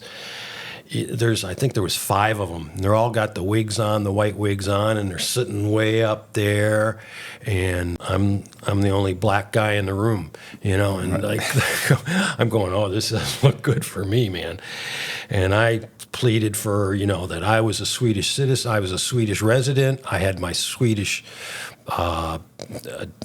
Social Security card, my Swedish driver's license. I lived in Sweden. I was married to a Swede. I had 2 children. Please don't extradite me. Yeah. Right. So yeah, they extradite me. After the only thing they did nice was to go ahead and say, okay, you can stay for Christmas and stay in Sweden, be with your family for Christmas. How nice, That's nice. I was trying to delay it as long as I could, And well, I can't forget this part. Anyways, there's a guy named Wesley Parsons. I have to go piss on his grave, no matter where he dies. That's a given. So he's in the room, and he comes to see me when I'm first arrested and thrown in the Swedish prison. And he comes up to me and he says, you're facing life with no parole plus 70 years. Don't you think it's time you cooperated with us? And I says, hey, kiss my ass and get the fuck out of here, dude. And the Swedish guards are there and everything. He says, listen, I'm going to tell you one thing. You're never going to see your wife and children again if you don't cooperate with me. I flew across the table, grabbed him by the throat, and started fucking strangling him. The Swedish guards were like, they were there for a minute. They were just dumbfounded while I'm strangling, and I'm looking over, and I know they're coming to get me. And he's fighting across the table. I'm holding his neck, squeezing as hard as I can. And the Swedish guards broke me up. And then he got out of there after that. And I says, listen, you motherfucker, there's no way you can get me out of Sweden because of the law of reciprocity. So he went back to the United States, went to Congress or somebody in the State Department, and they modified the treaty ex post facto. And then he comes back, has the nerve to come back into the room again, same 2 Swedish guards, and they're like, you better be good this time. And he says, hey, Mr. Powell, check this out. This is an addendum to the treaty. You're going back to America. And I says, fuck you, get out of here. I didn't like this guy at all. And so I didn't strangle him this time because he wasn't getting that close to me. And so that was one story there. So then the Supreme Court decides to extradite me. And then the U.S. Marshals fly over from Detroit. Tony Bertoni from the U.S. Marshal Service in Detroit comes over with his 2, another guy named Emu or something like that. And there's 3 of them. And so they're taking me, the chief of police of Stockholm is taking me to the Arlanda airport in Sweden. And they lock me up, and I forgot to put that one in the places I've been held in without my permission. They put me in the Swedish lockup in the Arlanda prison, and then they took me out of there and brought me up to meet the marshals. And so I'm sitting there going, oh, God, who are these guys? So they says, listen, Mr. Powell, we just got back from England, and we brought a guy that gave us a lot of trouble on the plane, and we had to put him in a straitjacket and gag him. And I says, man, you're going to have a hell of a worse problem with me. I'm going to tear that airplane apart. I'm going to be the biggest problem you ever had in your life unless you take me over to the bar over there and buy me a beer. So Tony Bertoni looks to the chief of police of Stockholm and says, well, what would you do? And the chief of police says, I'd buy him a beer. So I went, and in Sweden, they got a big pint beer. And they're like going, oh, my God, he's going to drink that whole thing. I'm going like it's the best beer I had in my life, and it's the worst beer in Sweden at the same time. It's called a Spendrups. And so then I flew back with them, and they put me in MCC, New York, you know, you might know a little bit about that place, but it's a pretty bad place. It's like the worst prison in the United States.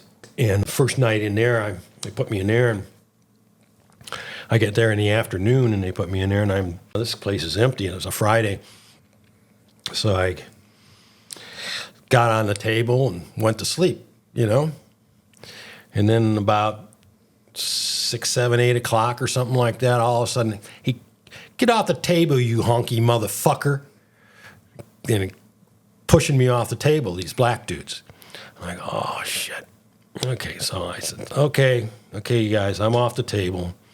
So I went under the table and went to sleep, you know, because I was pretty tired and I was pretty worn out. It was pretty stressful.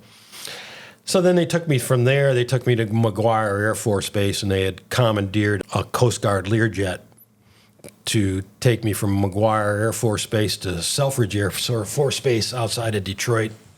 I tried to escape out of that one, too. I almost got out the window. You said you had an escape in Sweden. Is there a story behind that? Okay. How'd you know that? You briefly just mentioned it, and I wrote it down.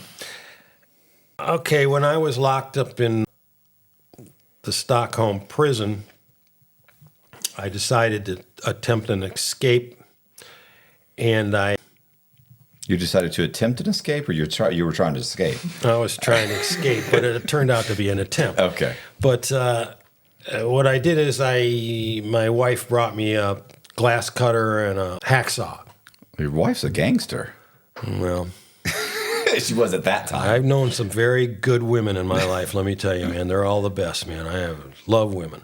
So I got that into my cell, and I cut the window out, and I'm on the 8th floor, right?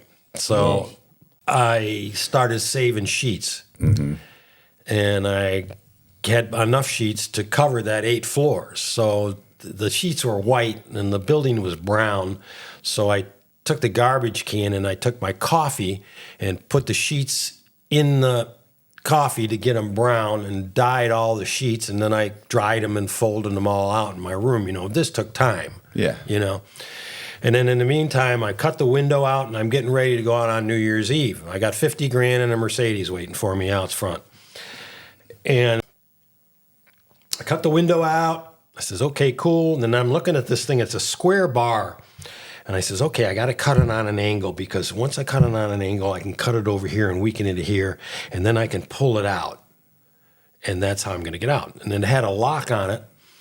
And I looked at that lock, and I says, that looks dangerous. So I started sticking a rose in there, because my wife would bring me roses, and I'd stick the rose in the lock, and immediately the guards would be in there. And I go, oh, well, I'm not going to mess with that lock, because that's going to trigger the alarm. But there was no alarm in the bar itself. It was a square bar. I can't call it a bar. It's some kind of square, 2-inch square.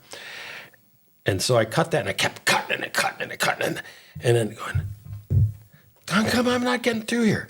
And then I thought, oh, God, I heard about these things. They got a stainless steel rod in there with ball bearings. So it spins, It spins when you go to cut it. And so I took my window had been open with the glass missing out of it for almost a week and a half, you know, and the guards come in and check the rooms and stuff. But this was around the holidays and Christmas. So they didn't find it. And so I knew I wasn't getting out, so I packed up the hacksaw and the glass cutter, and I told the guards that I needed to talk to Torbjorn was his name, T-O-R Bjorn, which is bear in Swedish. And I put the hacksaw and glass cutter on the table in front of him, and I says, I've been trying to escape. And he's, Swedish dry humor. And he says, yeah, no, if I was you, I'd be doing the same thing, man. And he didn't even get excited about it or anything. I says, listen, can you do me a favor and not tell the American government that I tried to do this? Because once I get back to the United States, that'll really screw me up when my bond hearing comes up. And he said, no, yeah, I'll do that. And he says, okay, you're in this room now. And then 3 hours later, they had replaced the window and put me back in the room. See, my idea was I switched cells with somebody. Say, hey, man, do you want to switch cells? I like that cell better. I'll put some money on your books and then switch cells with the guy. Wait for him. You tried to escape? No. I said that's what I wouldn't have gone and turned it in. I'd have been like, I got to get out of this room, like so that I can. No, I could. There's no switch in cells. So I have some deniability here. There is no switch in cells. I was in solitary confinement. Okay. I was in solitary confinement for 6 months. Kind of screws up your mind there. Then they took me downtown to the U.S. Marshal's office and dropped me in the lockup in the U.S. Marshal's office. You might know something about that. Okay. And then from there, they took me to Milan Federal Prison outside of Detroit. And that's where I spent the next 3 years there. That's where you were indicted out of, Detroit? Yeah, I was indicted out of Detroit. Okay. And you spent 3 years where in the lockup? Why 3 years in the lockup? Were you fighting your case the whole time? I was a pretrial detainee. Okay. Because I was... Well, they're not giving you bond. No. Well, actually, another interesting story here. So I did get bond for $1 million. We posted that out of Florida, putting the motels up for collateral. Okay. And then they got smart with me and go ahead and told the state of Florida to put a $2 million bond on me. So I couldn't make that $2 million bond. Okay. And that kept me in prison. So then while I'm in Milan, I'm a pretrial detainee. And so they're not supposed to let you out in the yard. And what happened is when I got in there, one of the trustees came up and says, "Hey, are you Tommy Powell?" I says, "Yeah, man. How you doing?" He says, "You want to smoke a joint?" And I says, "Yeah, man, I'll smoke a joint." So I sat there with him and passing the joint between the bars. And he started telling me, what I'm in for and what it's going to be like in federal prison in Milan, because I had no idea, of course. And he says, "You want to smoke another joint?" I says, "Yeah, I'll smoke another joint." So he sat there and smoked 2 joints. And then he says, "Now, tomorrow you're going to get visited by Mr. Wilcox. And Mr. Wilcox is in charge of the whole prison. He's not the warden, but he's the one that takes care of putting everybody where they're supposed to be." And he says, "What you want to tell him is you want to tell him your situation, that you were in solitary confinement in Sweden for 6 months." I weighed like 95 pounds at the time because of my fasting.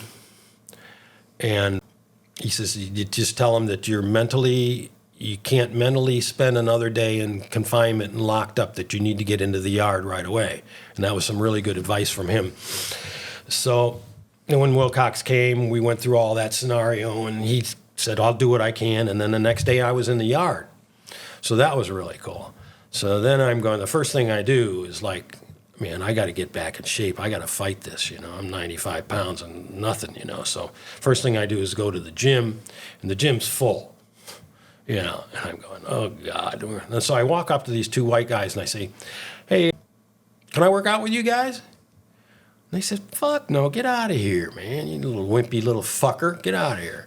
So then I go back to my dorm. I'm all like going, "Oh, man, I'm not going to be able to work out. How are we going to work out?" So like 20 minutes later, they showed back up at my dorm and said, "Man, we heard about you. You will be happy and glad to work out with you." And I worked out with those guys for 3 years, man, Huck and George, famous guys too. So had you been sentenced at this point? Mm-mm. You're still fighting. Okay. Mm-hmm. So what happened, just prison stories, how there's a lot of them. So what happened is I had a guy come visit me whose wife worked in the prosecutor's office. She was a secretary in the prosecutor's office, and she overheard a conversation that they couldn't afford to bring me to trial because there was 120 witnesses against me, okay? Okay. And that they had to get a plea agreement. And she heard this and told her boyfriend. Her boyfriend came to visit me in prison and told me this. This is how I got Nice. no snitching. Nice. This is how I got away with all this shit. So he says, "Does that help you?" And I says, "Yeah, man, that helps me a lot." So the first thing I did, I went back to my dorm. I hooked up with Tommy Sneedo, who was the head of the crime syndicate family in Cleveland, and John Calandra. A lot of famous criminals. I know a lot of them. Now I know you. But we all had 848s, so we all worked together. So I started writing my plea agreement. And so in the plea agreement, I was no snitching clause, where I wasn't going to testify against anybody in a grand jury or a petit jury. And then I'm going to be transferred to Sweden under the treaty between Sweden and the United States to spend my prison time in Sweden rather than the United States. That'd be a lot better. It was a 12-page plea agreement. And how'd that work? I didn't tell my attorney about it, but because I didn't want him knowing about it. But I didn't spring it on him in the last minute just before they picked the jury, So I fired like 4 attorneys. I had Arnold Levine come up from Florida. He was no good. He couldn't handle it in Michigan and stuff like that. And so I got to settle on a guy named Robert Hurlbert, who my Uncle Bernie, who used to own the Bellevue Biltmore in Florida, the largest wooden construction in the world. He got this attorney for me, or he at least told me this was the right guy. And so the first time I met him, he comes into the visiting room, and he's got 2 hand carts with boxes on them. And I says, "What's that?" He says, "Well, that's the 120 witness statements against you." And I said, "Listen, Robert," and he didn't know anything about what I had heard. And I says, "What we're going to do is we're going to beat this on a technicality. We're going to go all the way to the Supreme Court. We're going to somehow beat it on a technicality, And he says, okay, whatever you want to do." So he starts filing motions. He's filed like 20 motions, And one of the motions was the way that I got indicted by the grand jury. The way I got indicted by the grand jury, they don't put in here that I got indicted after I was arrested in Sweden. They skipped all that. So he says, okay, we're going to do it. He files all these motions and everything like that. So finally, I go ahead and get the plea agreement done that I'm doing. Right. And it's a masterpiece. I think it's in here. Yeah, plea agreement's in there. And I had a lot of help from all the other criminals, in prison for writing it and everything. And so he says, okay, well, we're going to the jury trial tomorrow. And we're sitting with the window with the little thing underneath it. So I slipped the plea agreement under the window, and he says, "What's that?" I says, "Oh, that's my plea agreement." He says, "What?" He says, "You motherfucker, you're just now telling me that?" I said, "Well, Robert, I didn't want to jeopardize anything. I just thought you might want to read it and see if they'll accept it." So he reads it, and he goes, "Oh, man." So he runs up to the U.S. Attorney's office, and they say, "Okay, we'll take it, but we're not going to do the transfer to Sweden." I says, "Well, tell them to forget it." So he tells them to forget it, and then all of a sudden they come back and say, well, what they did is they talked to Stephen Trott, who was head of the criminal division in Washington, D.C., and he approved it. Stephen Trott, he was a big dude. And so I came back, and so that's what I did. I went ahead and did the plea agreement. So I'm getting in front of Judge Freeman. And Judge Freeman, here's a little story about Judge Freeman. So I'm going to the courthouse all the time from Milan. And I've got all my legal materials. And my legal materials now is getting up to 4 or 5 boxes of legal materials. And the U.S. Marshals are making me carry all that while I'm leg ironed and handcuffed and belly chained and everything, and they're making me carry all my boxes. Mm-hmm. So I told them one day, I says, "Hey, screw you guys. I am not putting that shit in there. You guys put it in there," because I had a plan. And they says, "No, we're not doing that." So they left all my legal material at the prison. And then when I got to Judge Freeman, in front of Judge Freeman, he says, "You ready to proceed, Mr. Powell?" I says, "No, Your Honor, I don't have my legal material with me." And he says, "Why don't you have your legal material with you?" Because Your Honor, I was belly chained, leg irons on, handcuffed, and they want me to carry 4 or 5 boxes of legal material, and I can't do that. So, oh boy, he went off on those marshals like I had a rough ride back to mine that day. Right. And so that was pretty cool. And then another time, after the plea agreement was done, and Hurlbert submits it to Judge Freeman. Judge Freeman goes, and Judge Freeman's like 70 years old at this time. And he says, "Mr. Powell, this is the longest plea agreement I've ever seen in my life. I've read it 3 or 4 times. I don't understand it. I'm going to have to go back in and read it again, and I'll see you when I'm done reading it again. So we're all sitting in the courtroom for like about an hour waiting for him to finish reading the plea agreement. So he comes back and he says, okay, I agree to the plea agreement. And so that was, I knew then that I was doing 6 years. 6 years where, though? Like, or did you actually go back to Sweden? Mm-mm. That's the story of Sweden, the nice country of Sweden. Refused to accept you? Yeah, they refused to accept me because they said I was not domiciled in the country of Sweden. Okay, anybody knows what a domiciliary is. It's a person that lives there, works there, got a driver's license, has Social Security there, has children and a wife. That's a domicile. Right. I was totally domiciled in Sweden, and they refused it. Okay. So you did it in the U.S.? Yeah.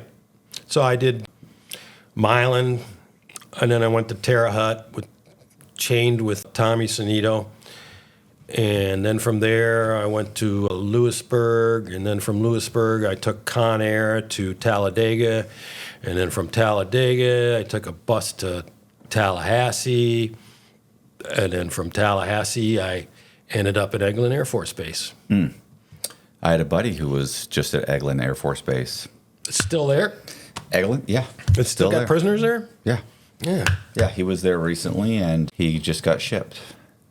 To where? I don't know yet. He's in Atlanta. Colby knows. He's in, Colby knows about Atlanta? No, Colby knows that he knows my. You should have been there during the Mariel boat lift. That was a big Then mess. they take over the prison? Yep. Yeah. I had a couple friends there during that. Colby doesn't know what the Mariel boat lift is. No. It's called the Cuban invasion. The illegal immigrants. Trump would get off on that one. That's when Castro opened up. He opened up the prisons and mental asylums and he said, anybody that wants to go to the United States, go. And they all jumped on boats and came over here. And they landed on the shore and they were allowed to stay. The problem was it created what they called, in Miami, they called it the Cuban crime wave. So tons of these guys were being arrested. You know, the movie Scarface is kind of loosely based on it, on some of those guys. Anyway, they end up, a ton of them end up getting picked up and brought to Atlanta, where they're kind of trying to extradite them, right? They're being held there. They're trying to send them back to Cuba, and they get upset. Of course, they're upset. They don't want to go back to Cuba. And so they have a riot, and they take over the prison. They burned it down. They burned down one of the wings. But here's the thing. They had demands, and they got a lot of their demands met. And one of the demands was that every Wednesday in federal prison, have you heard this, right? No, I haven't heard this one, but I can imagine. Every Wednesday in federal prison, you have to have hamburgers and french fries. And to this day, Wednesday is hamburger and french fry day. And you get hamburgers and french fries every Wednesday. I think there was maybe only a few Wednesdays we didn't get it for some reason. You ended up not getting hamburgers and french fries. When I first got there, for the first couple of years, you were getting cheeseburgers and french fries. In paradise. Fucking great. Are you kidding me? After I was locked up for a year in the Marshals holdover, got to prison, we had fountain Coke, and I got a hamburger, a cheeseburger, and french fries. I was like, I can do some time here. Like, I'm going to be all right. But very shortly, they changed, they went to what they called a national menu, and then the food just went to hell. Still better than probably I deserve, but. So I became a lawyer while I was in prison. Okay. And I always assisted people in Milan. I had a bunkmate of mine. He would rob the bank, and he had been in the Korean War, and he had 200 Chinese after they dug a tunnel under the Yalu River and snuck up behind him, and he had to turn his machine gun around and kill them all. Chinese? Yeah, the Koreans. No, Chinese. Okay. And North Koreans too, but Chinese too. So they threw him in a pit and fed him rice for a couple years. And when he got back, he decided to rob a bank. And so he robbed the bank and got caught and was my roommate. And then I wrote a Rule 35 to the judge for him. And he had a 20-year sentence. The judge knocked it down to 10. Okay. So I was always helping. 20 years for bank robbery? Mm-hmm. Did he have a gun? Did he fire it? He had a gun. I don't know if he fired it. Oh, okay. I was going to say. But we write up a nice little story about him. So he was mentally deranged because of the Chinese. And then I started suing the federal prison system over asbestos exposure. I'm sure that went over well. Oh, yeah, they love me. Yeah. But I had a little trick. I always kept a habeas corpus in the appellate court. I always would keep a habeas always active, because if you got a habeas corpus in the appellate court, they can't transfer you. Okay. So when I was in Milan, I filed them for asbestos exposure in there because they had Cuban inmate come in and beat up all the asbestos in our room and spread it all over our room and everything so we could breathe it. And then I filed suit on that. And so when I was trying to get down to Florida, I had to dismiss that suit along with the director of the Bureau of Prisons happened to get in the same Learjet as my attorney, and they gave the director of prisons a ride to Washington, D.C., and my attorney says, well, you need to let Mr. Powell go to Florida because the warden, Calvin, whatever his name was, the warden wants Powell to go to Sandstone, and that's Nanook land, man, frozen wilderness. And so that I had to drop that lawsuit against Milan for the asbestos exposure. And then they moved me to Tallahassee. And then I filed against them in Tallahassee. Big thing in Tallahassee. Woo, big thing. The wardens always hated me. And Asbestos is a big thing? Asbestos is a big thing in all federal prisons. Okay.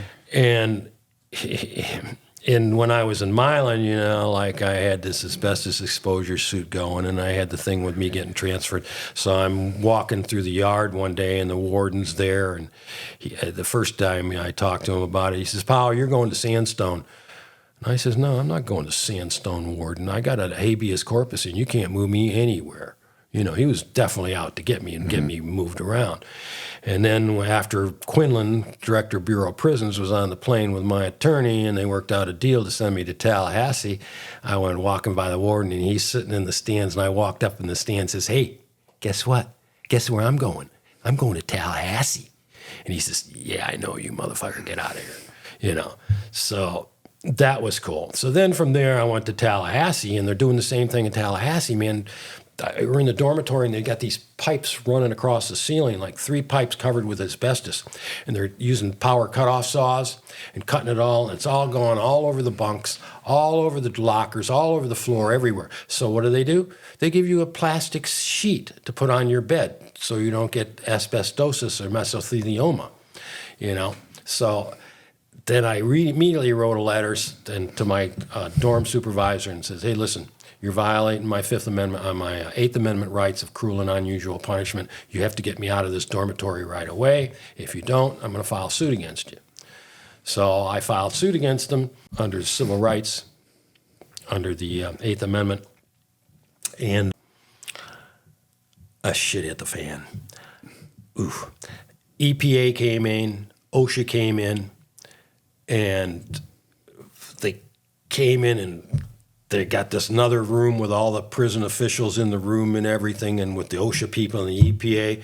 And I says, the lady from the EPA was running the situation. I says, hey, could you get all these guys out of here? I need to talk to you guys in private. She says, clear the room. So they cleared the room, and I talked to them and everything and told them exactly what was going on. I was working in the law library at that time, and the door in the law library was next to the safety office. So I'd have my ear on the door listening and writing everything down and taking notes about everything, and I'd send all this stuff to the EPA and OSHA. Well, there was an assistant warden there, and her name was Monica Wetzel. She's still around. And I hear this, I'm sitting there one day, and I'm leaning back and listening to the door. I hear this click, clack, click, clack, and I go, oh. She walks around the corner, and she sees me with my ear to the door, and she goes, holy fuck, Powell. So 8 minutes later, Powell report to the warden's office. I mean, I've been to the warden's office quite a few times. Yeah. So he goes, Powell, report to the warden's office. Comes over the loudspeakers, and the whole prison knows it. And the prison knows, everybody in the prison knows what I'm doing because I'm trying to protect their health from exposure to asbestos. Even the guards know, okay? Because they're getting the same shit. They're breathing this asbestos in every day, all day long, and they don't even know what's going on. So he says, Powell, you're out of the law library. I says, well, you can't do that, Warden. I've got a whistleblower statute against you under the EPA. When I file suit, I ask for whistleblower status, and I have that. So you can't move me anywhere that I don't want to go. He says, where do you want to go? He says, what I would like is I'd like a gate pass. I want to leave this prison tomorrow, and I want to go work in horticulture. He says, you got it, now get the fuck out of here. So gate pass usually takes 2 or 3 weeks to get. So the next day I had a gate pass. So I'm walking to the sally port, and, you know, everybody lines up to go to the sally port, and I'm walking there. It's like a new thing for me, you know. I'm going, God, I'm getting out of fucking prison. And all of a sudden, all the inmates start clapping and clapping, and it's like I'm walking, some kind of walk where they beat you in stuff or something, you know, or you're walking down the line and they're all clapping and clapping. Even the guards are clapping, you know, because the guards knew that they were subject to the same situation as everybody else in the prison. And, you know, the federal borough prison didn't care anything about it. They just wanted to get rid of the asbestos. So then I went out, and then I'm in horticulture, and he says, okay, I can't remember his name. He was a good guy. He says, okay, Powell, pick up a shovel and get on that truck. I says, wait a minute, Warden. I got no bending, no stooping, no prolonged standing, no lifting over 5 pounds, and no sunshine. Is this from my medical? From all the injuries you had when you were in military? This back the bad back. This is a bad back. Okay, the bad back's in there. It's carried over. But I got the sun for melanoma. I got no bending and no stooping because of the back. And you can prove that you've had this back problem from the government 30 years. Makes sense. So he says, what do you want to do? I said, you know, I'm going to remember his name here one of these times. He says, what do you want to do? And I says, I'd like to get a cup of coffee there, and I'd like to grab a couple books off the bookshelf there and go to the rose garden and read some books and drink some coffee. He says, go ahead. So that was there. That was your prison experience? And that was my first time out of prison. First day. And so something happened there where they moved me out of there, and they moved me to the library on the prison base. So I started taking over the prison base library. And the librarians in there were going like, we got to get rid of this guy. He knows how to run the prison, or he knows too much about things, you know. So they get back to the warden's office. Okay, Powell, what do you want to do now? It's like not like you got to do this or you got to do that. He's asking me what I want to do. And I says, okay, well, I'd like to go to recreation and work at the gym, at the base gym. And he says, okay, I'll get you that. So they send me out there to the base gym, and there's this guy named Mr. Proctor. He was cool. And these civilians were cool. And he goes, I got just the job for you. And I says, what's that? And he says, you're going to run the Nautilus gym. Okay. So every day I go out and run the Nautilus gym, keep the machines clean, you know, and take care of the Nautilus gym. I'm there with a woman called Dee. She's a wonderful person. And I spent the rest of my time in Eglin Air Force Base working out. Okay. Nice. Did you go to a halfway house? Mm-hmm. In St. Petersburg, I went to the Salvation Army halfway house. Okay. I went to the Goodwill one. Yeah, that's it. The Goodwill. It was a Goodwill. Oh, it was Goodwill? Okay. Yeah. Yeah, but it's no, it was Goodwill. It was Goodwill or Salvation Army. One of the other. other. It was Goodwill. Yeah. I went to the Goodwill one here in Tampa. How long were you there? A couple months. Couple months. And then... Would they give you an ankle monitor and you could leave? No, they didn't have ankle monitors then. But then, you know, I had continuous criminal enterprise, no parole, okay? CCE. So, yeah, CCE, Title 21, Section 848. So they put me on probation.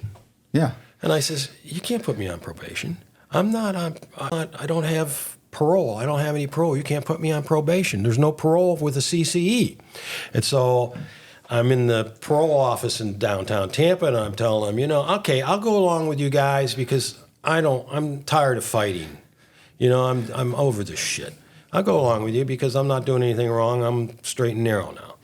So it comes to, I filed a suit against the Bureau of Prisons, and I had a case where I did a pro se case in the United States Court of Appeals in Washington, D.C. against the Bureau of Prisons, and I was oral arguing my own case because I was pro se. And the court actually appointed an amicus for me to help me.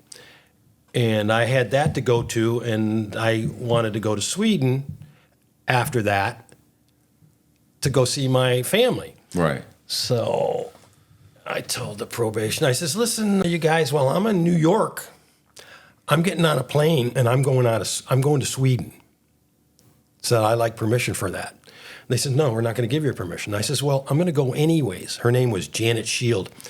And I said, I'm going anyways. Do you know her? No. Oh. I just think it's funny that you know everybody's name. I can't remember anybody's name. Oh, I remember them all. Especially the ones I got to go piss on their grave. And so she says, well, let me run it. Okay, we'll give you 2 weeks. Because I told him, I says, when I'm in the Court of Appeals, I'm going to tell them what's going on with you guys and what you're doing to me. I got an oral argument for a half hour. I can get that in there, So they said, okay, you can go for 2 weeks. I stayed 6 months. Okay. And then when I came back. While you're on supervised release? Yeah. On probation. Okay. Because I didn't give a fuck. So when I come back, I'm going, okay, I'm in a lot of trouble. I'm gonna have to deal with this. But I know there's nothing they can do to me because I wasn't on parole and they didn't have any right to have me on probation in the first place. So I get back into the airport, and when I got extradited, the chief of customs came to me and walked me through. Right. With the U.S. Marshals. Right. No line, nothing. So here's the crux of the situation. So then I get there when I'm getting off the plane, there he is again.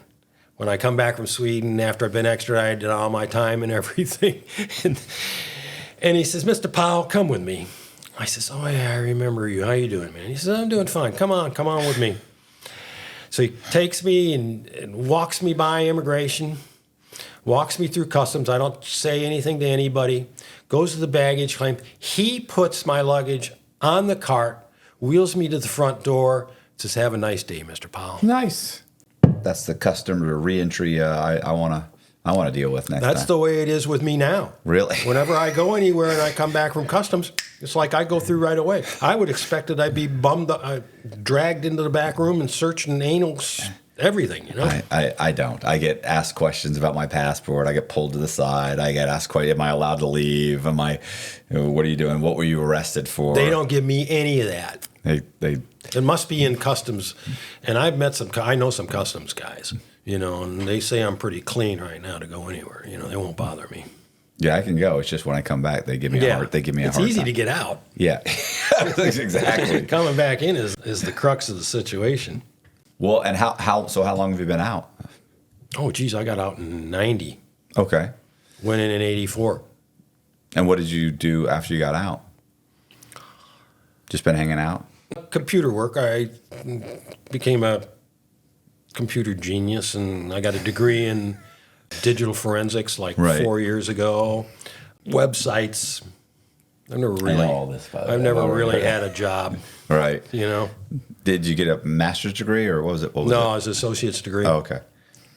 Okay, and then you started writing. You wrote the book. You started writing the book a year or so ago. 40 years ago.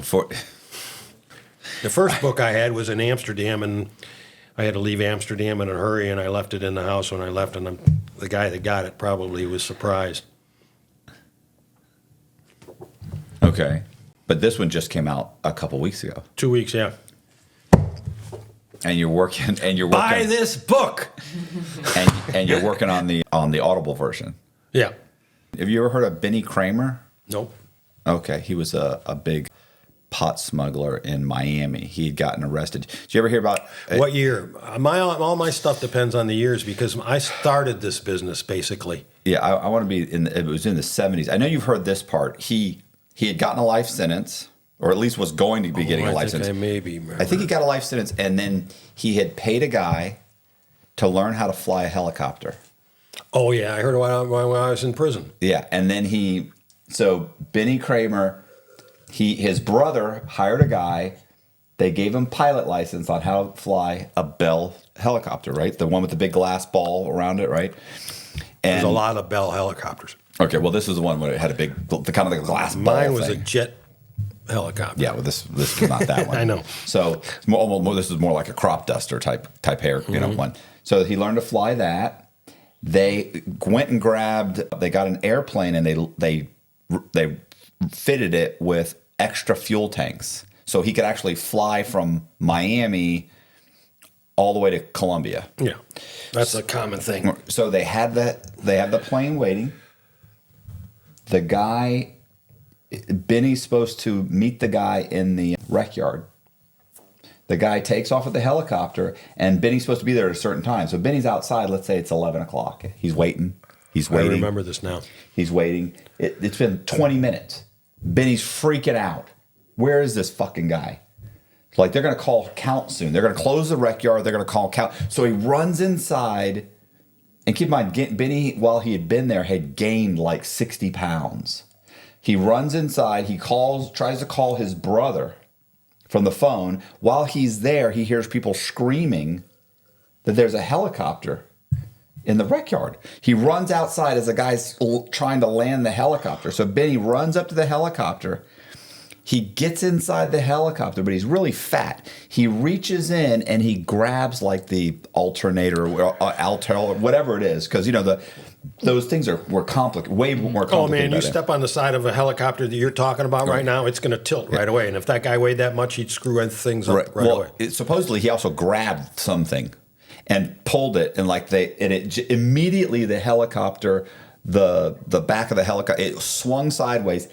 It hit the chain link fence, because it was a tight little. This was not a big rec yard. The fences are small, and it hit it, and it flipped the helicopter over and threw Benny out of the helicopter. Benny ended up breaking his leg and his ribs and something else. This was Miami. This is in Miami. Yeah. And this is they did it at Tallahassee too. Oh, okay. Well, I know that after this whole thing happened. So, Benny, of course, gets an escape charge added on to his life sentence. And then the helicopter pilot got 3 years.